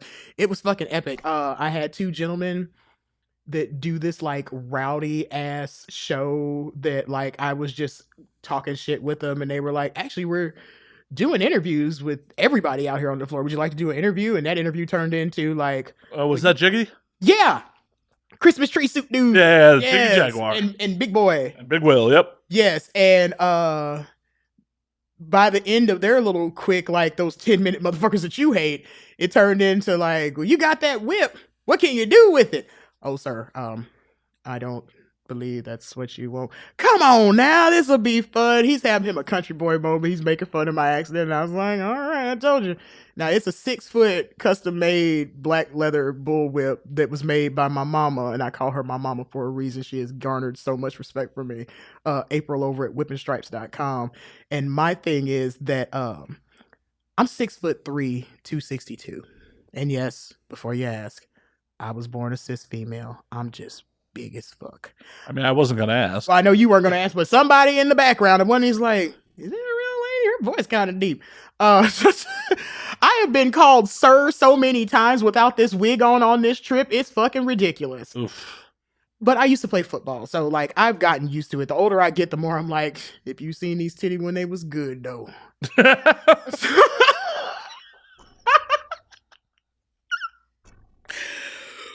But I digress from that part. It always ends up being somebody who's like, was she always a girl? Is she like a real girl? Is it like half a girl? We got some extra chromosomes going on. No, I'm just a big ass bitch. I don't know where the fuck it come from, just as much as y'all don't know where the fuck it come from. Humor me. Whenever I have those moments of like,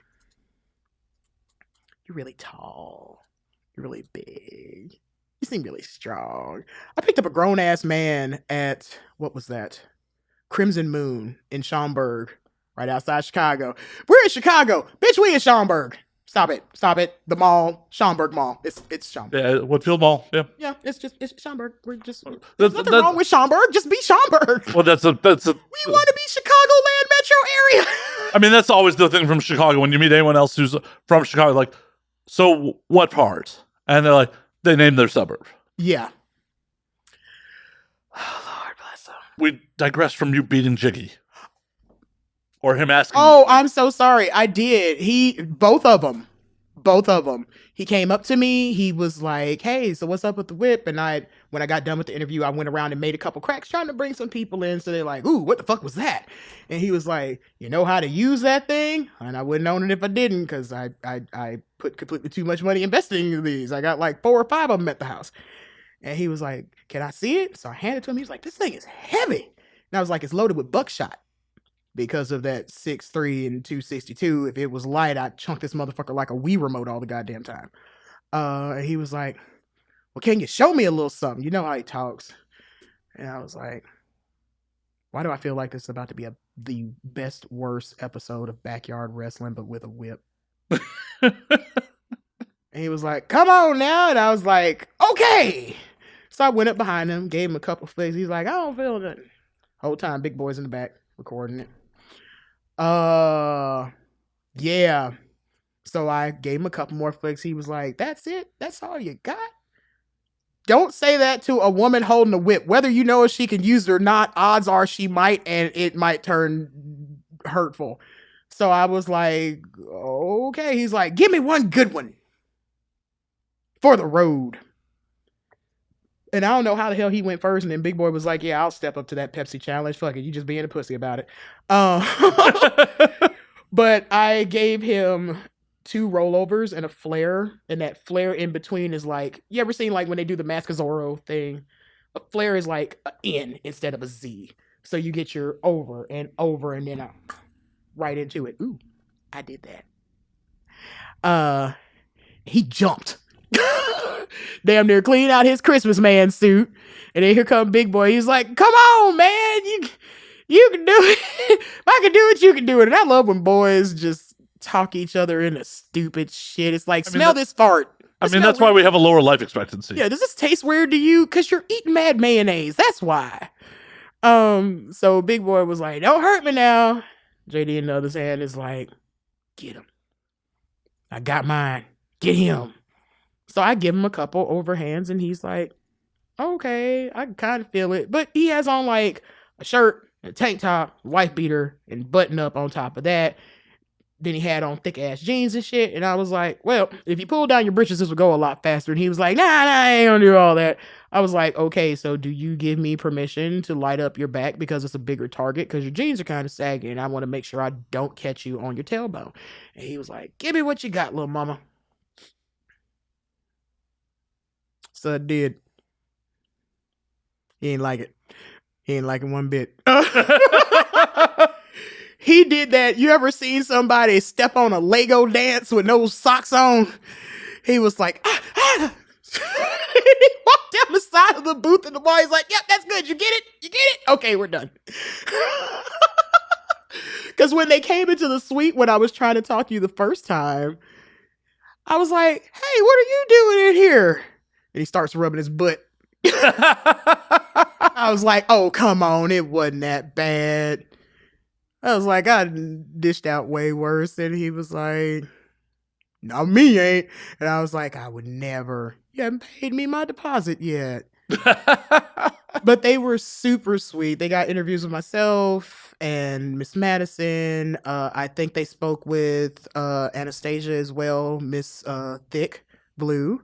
And it's just, it was a fun, happy, I'm happy we're back at AVN and it's con time, but like, I'm not gonna lie, as a bitch who showed up on the boat late, I'm kind of stuck on what used to be when we were over at the Hard Rock. It was we were the hallway. I could tell you in 2020, it was thick as butt cheeks out there, like, spread. I need to walk. I need oxygen.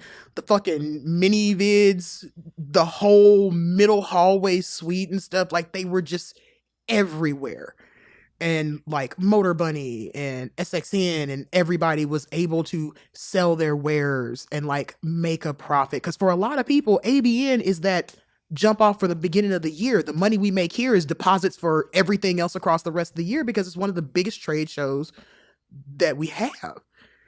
And for them to be like, well, this baby goes in this corner. We don't like you. You go in that corner. Well, y'all are okay because it's a bunch of naked bitches. Y'all can be right there in the middle of the goddamn floor. Unless you're fat and you go over here. Enjoy your random sprinkling of twinks. And a guy complaining about, my guys can't wear their shirts. They're over there jacking off people in front of my booth. No, you're mad because no one showed up for your... I don't know who this guy was. He was super handsome, but he looks like the guy that your dad would go to golf with on a Sunday when we're supposed to be at church, but he's totally sucking that dude's dick off at the ninth tee. He had a dad face with a sexy ass man body. And I got all kind of pictures of him without his shirt on. Like, you be gay, I don't give a fuck. It ain't for you. It's for me. I'm gonna rub one the fuck out as soon as I get back to it, like looking at your picture, but like it is what it is. My guys gotta wear shirts. But they're wearing Marcos with their whole asshole hanging out and just enough pouch to keep the balls in. You're picking at some really small, short straws there, my guy. I was enjoying watching women roll their eyes back in ecstasy, and you came and you fucked up my good time. There's a lot of that. All my anger. That was my least favorite thing about it. All the space. There was someone that was supposed to have been in a booth behind us that like had that whole back wall to themselves. They never even showed up except for on the next to last day. There was like 5 or 6 of them. They were selling what I believe was calendars. They left their calendars on the table and then got mad when people took them. They had a lockbox, like a rolling lockbox. Didn't put their stuff back inside of it and then complained that they got their stuff stolen and then was like, well, we're leaving. But left the lockbox there for the entire show. So that space just went completely to waste. Common sense isn't common. Lord, if that ain't the God's office, fucking true. Like, what mama say? You can't pay people to be right sometimes. You just can't. And I've gotten over that fact. I cannot control everybody's behavior. My therapist has made it very clear to me. I need to stop looking at the small problems and look back further at the big picture kind of deal. But like, y'all motherfuckers pissed me right off. The boys that were in the booth across from us, think it wasn't Vixen. It wasn't Vivid. It was Helix. It was Helix, a studio I'd never heard of before, but apparently one of their artists won for Best New Talent. He came down after the Gabians, had his little award. Woo! Hot boy summer in the middle of this cold ass fucking Las Vegas. And he's taking pictures of people with his award. He's like literally pulling his put out, putting the trophy next to it, kind of stuff. And I'm like, everybody had their clothes on with Flame. Like, everybody had their clothes on with Frank. We custom wrapped him in saran wrap in between each ride. Cleaned him off with alcohol in between each ride. Kept him sanitary safe. Couldn't say the same thing from the nice folks over at Motor Bunny. Oof. Yeah. So, I said it. That's my hill I'm about to die on because I got video in my phone. Tell me something different. Black women show up with receipts. Yeah, I was like, nobody shut down their party. Well, I'm just going to take a picture of it and a picture of that and a video of all this. The best thing about being 6'3", I put my arms above my head. I'm almost at 8 foot. I'm my own drone. Just stay the fuck out my way. I can keep this smooth pan, beautiful footage just a rolling in. It's pretty goddamn ridiculous.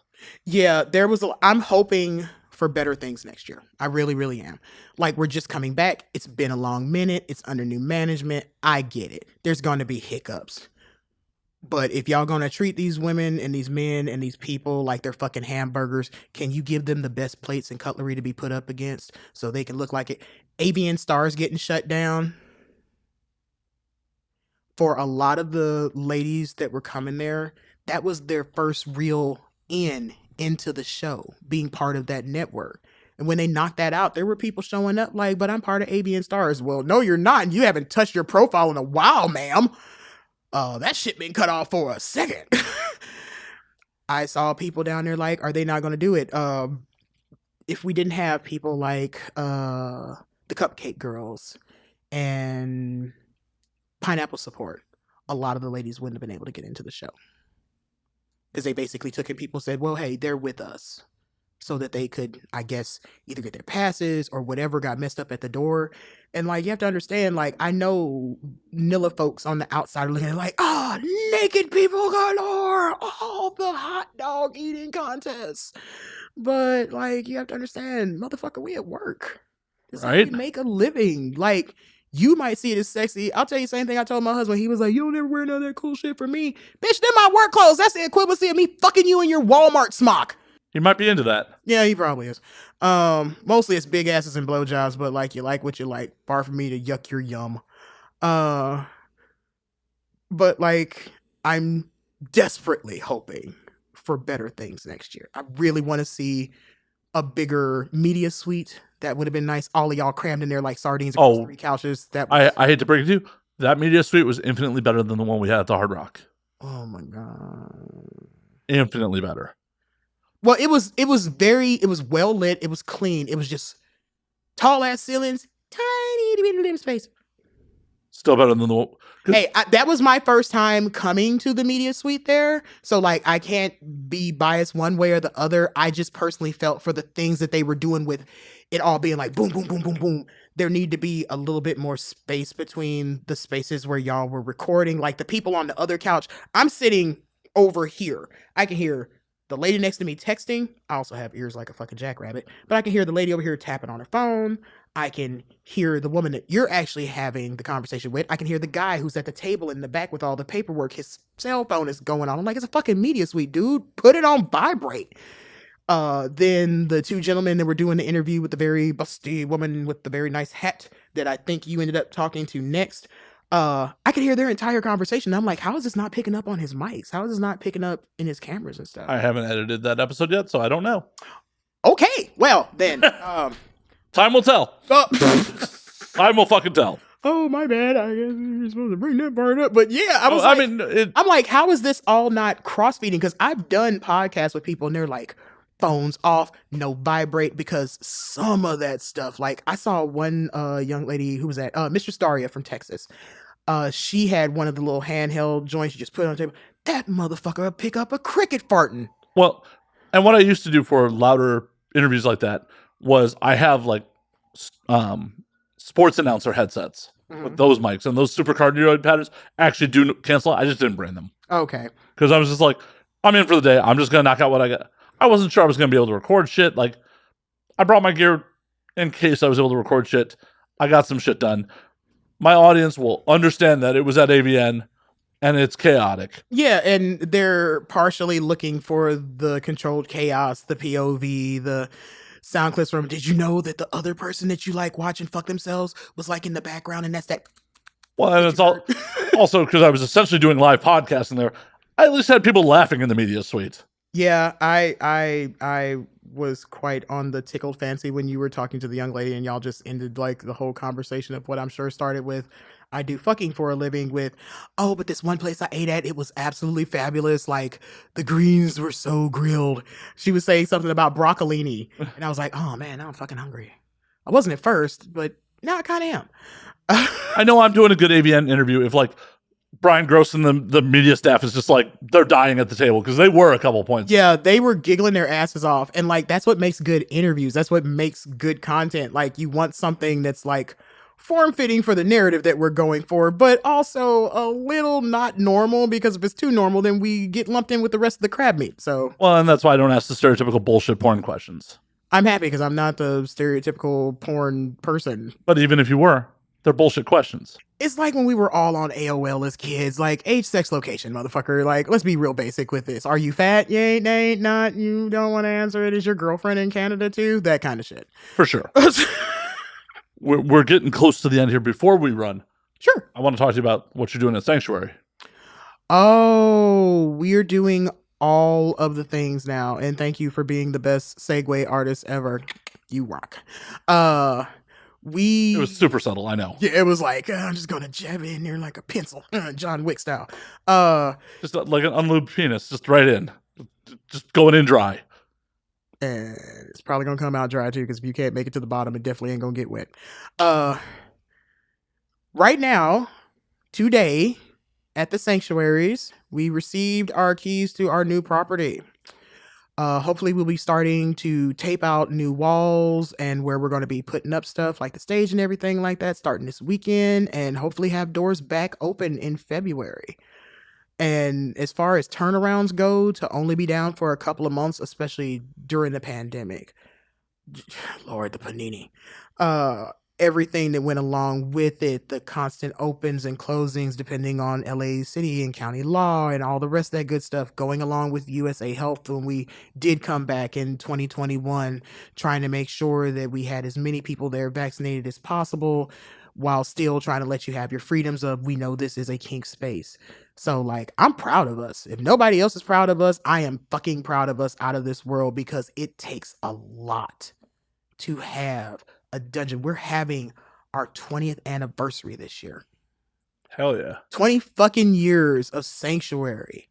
That's a long damn time. 20 years of DomCon, 99 for Sanctuary. So we're actually on... It's almost 25. Almost 25 for Sanctuary as a whole. 20 for DomCon. And yes, DomCon will be back at you bigger and better than last year here in Los Angeles. What is that going to be? May the 17th through the 22nd. Jay completely lost the don't talk off mic part. Jay, no, Mike. No talking. Well, we're going to say the 21st because Jay can't talk, and that's You can write a note again. I was like, are you going to sit over there and do your sad clown like, I'm writing notes with this pen? He's like, I can't respond. Y'all suck. Stop saying stuff at me. But yes, DomCon is going to be here. And you know, we do 2 events. So we have LA and we have New Orleans. How can you pass up on NOLA for Halloween weekend? Oh, I can pass on NOLA in Halloween easily. Some people can. I'm one of them crazy ass cosplayer people. I can't. I know I might get shot, robbed, or stabbed in this fucking street, but I got to paint my entire self black last year, wear horns that came up to here, and like white out contacts, and scared people into thinking that I was legally blind and maybe an actual black draw. So, well, it's one of those things where like the quarter is crazy enough on a normal weekend. I don't want to be there on Mardi Gras. I don't want to be there on Halloween. Like, Well, I found that like we have, and I don't give a fuck what nobody else says. If you don't go to the Crown Aster, if you are like that party kind of personality, these people treat us so well. Like, they spoil us fucking rotten, and we were like, we're gonna show up with all these.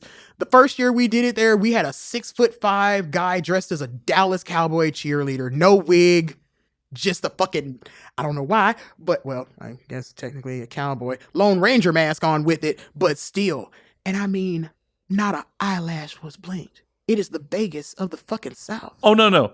The first time I went to New Orleans, I went, how does Vegas have the moniker of Sin City? How? New Orleans has it beat every possible way. Sorry, I gotta say it. In Vegas, it was very, a lot of people during the trip said that Vegas was very curated. Like, they give you the best facing version of themselves at the best hotels, and it's very, very curated. New Orleans is like, enjoy this pissy ass street while you're drinking with a drink in your hand. There's cops telling you could have bought a fucking bottle as long as you kept it inside of a paper bag so it doesn't bust on the side of the concrete. It's that place where, like, it's still life is a cabaret in this motherfucker, and I love it. Well, what I say about Vegas to this day is Vegas is America's wax museum. It is. It's like all the parts of everything you remembered, no matter when your childhood was. Like, it's all the best parts of it. Like, all the things you thought you were going to get in trouble for, drinking during daylight hours, drinking at night and trying to hide it. Fuck hiding something in a cup. Going to 5 different restaurants, eat their food, and they're like, you can bring your cup in. My favorite place is Oceana. I got to eat there at least once a fucking day, every fucking day. And I have beaten a slave into bringing me back raw oysters from that sumbitch. I don't know how he did it because it's completely against city law, but he did. Came back with a whole dozen of them. They were sitting in 2 trays filled with ice. It's the feeling that you get there. Like, after Katrina, that place could have been like, and it's a ghost town. Then people like, we ain't going nowhere else, yeah? Oh, no. New Orleans is so good. We here for the long run. We here for the long haul, the whole 8 seconds. We gonna be on top of this horse. We gonna ride that trail. Like, if you thought Kate Bush was on that, going up that hill, they like walking into that flood. We don't give 2 fucks. Y'all want to party? We about to party. Some of the best, some of my favorite TV shows, like those, hey, hit or miss kind of comedies and stuff. My favorite, like, real life, what's happening right now shows is like fucking, it's New Orleans Rescue. And it's all about their paramedic divisions across the city. And I'm talking about from tearjerker stories to like, bruh, how fuck drunk were you on a corner? A guy got penetrated in the back by a horse-drawn carriage. The horse tried to fuck him, knocked him over unconscious on the corner. The guy who's pulling the horse or has the carriage and stuff is trying to explain to the cops and then trying to explain to the EMTs. Dude's got blood gushing out of his head. And he's like, I'm fine. That shit that happens in New Orleans all the time. We don't have to have a CES or ABN show the fuck up for everybody to be like, fuck it. We don't even need tacos. It's Thursday. And I love it. It's the controlled, maybe not as controlled as you're used to, chaos of it. Oh, no, I love New Orleans. If it wasn't so fucking humid there, I'd love to live there. You know what? You got to be raised in the South to be used to that kind of swamp-ass humidity, because I'm telling you right now, if I wasn't from the South, I'd never be able to make it down there. I'm so happy we do the event in October, at the very end of October, so it's already started to cool down through that way, because I remember when we did it in August, that first time, Jesus Christ, I literally chapped my ass on a pair of lace-up thong panties. And when I got back home from going from the hotel to the airport and then standing outside the airport, I sweat just enough to give my ass blisters. I have never run into an airport bathroom so fast to take my panties off and wasn't getting no dick. Or randomly getting eaten by a steward. Or that one time with a stewardess. But either way, like,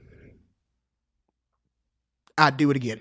Hell yeah. I'd do it a million more times. It's kind of, I feel about New Orleans the same way I feel about my house. It ain't for everybody, but goddamn it, I'm showing the fuck up. And somebody was like, did you just put on, I literally turned my husband into Blade. Like, I built him a sword. I made the entire flat jacket, everything from scratch. I was a draw one day. I brought a storm. Jason Mewes once ran off my phone for the Sub-Zero and Scorpion cosplays I did. One is underlit with LEDs. Yeah, I go hard. I'm sleep in a tub. We got 15 people in this room, but this is how we're getting the con, kid. At the bottom of my heart, I don't care how old I get. And New Orleans is like the biggest fucking con, because it's like, when we went to New Orleans one year, we scared the perverts off of Perverts Row at Deja Vu and had a line of black men angry as fuck at a bar as we walked in the door with men on leashes, as we tipped enough money to have put at least 2 people's children fully through college off of other people's money. I literally picked a boy up, Kid Dynamite, gave him a wedgie out of this world, said, "Give me money, little man. I'm broke. Get the fuck out of my face." And Slave Robin, I hemmed him up inside of an ATM and said, "Give me what you got." He was like, he's a country cowboy. He's from Texas, so it's all slow drawl and stuff. And he was like, "Well, Miss Mia, ma'am, I'm completely tapped out. I'm so sorry." Alice in Bondage Land took his wallet and shook it out on the stage. And there wasn't anything in there. Like, it had been a cartoon, a fly would have flew out of it. So we walked him down the street, went to the ATM machine because their ATM was tapped inside of there. I picked him up by the back of his belt and shoved him into that ATM machine that's right next to the crystals before you get to the hotel door, and made him pull out another $500. And my boy, he had wandered off away from me and was standing out in front of Max's and had made this lady bend over and put a $20 bill in her G-string. And I said, "Excuse me, ma'am," while I got Robin on a leash. "He did not do that, right? I am so sorry. I thought I raised him better than that." I said, "Do you mind?" So I pulled it out of her back floss, smacked him in the face with it. "We don't do that here. You speak to a lady, you talk to a lady, you talk to her eyes, not her titties, and you give her her money in her hand." He got down on both of his knees and said, "I am so sorry, Miss Mia," and looked up at her and said, "Ma'am, may I please give you this humble $20? And she was like, "Girl, you gotta teach me how to do that shit." And I was like, "It take a little bit longer, but like, I could teach you if you want to learn." And she bought a fucking 1-day ticket to come up because she was like, that was something. That's fucking amazing. Mia, we're gonna have to definitely have you back, because we've been at this for over 2 hours already. Oh, I'm sorry. I did not mean to go over. Oh, no, you do not dare apologize for it. And now we drink. We're gonna call last call though. We're gonna get you out of here. My poor home lesson. Having a good time, of course. But Mia, before we get you out of here, where can they find you on all the things? Because social media does not like what I do for a job, and they love to shut down my media platforms constantly. I am always coming back like the plague. So if you want to make sure that you find me. The best way and the best place to find me is Google my whole damn name, Mistress Mia, M-I-A, like missing in action, Darque, D-A-R-Q-U-E. If you don't know how to use the Googles and you still using Bing, 1, you should be ashamed of yourself. Go back to Lycos. And 2, you can look for my actual website, which is justsayred.com. And if you can't remember justsayred.com, I ain't want you to show up for my website anyway. I'm almost picky. Makes sense to me. Shit. Almost. Half the people ain't gonna read it anyway. They all show up for pictures of me. On my website, when you open up the front page, it's me inside of a cityscape, and I kind of look like Godzilla with some floggers over my shoulder with my whole ass hanging out. But cheers to that. Cheers to that. And as always, you can find me at Matt_Slayer on Twitter, Matt Slayer on Instagram, Matt F. and Slayer on Facebook, twitch.tv/Matt F. and Slayer. You can find the uncensored version, get the video versions a week early at patreon.com/Matt Slayer. You can find the podcast at And Now We Drink on Twitter, and Now We Drink _ on Instagram. And until next week, drink up, motherfuckers. Yeehaw.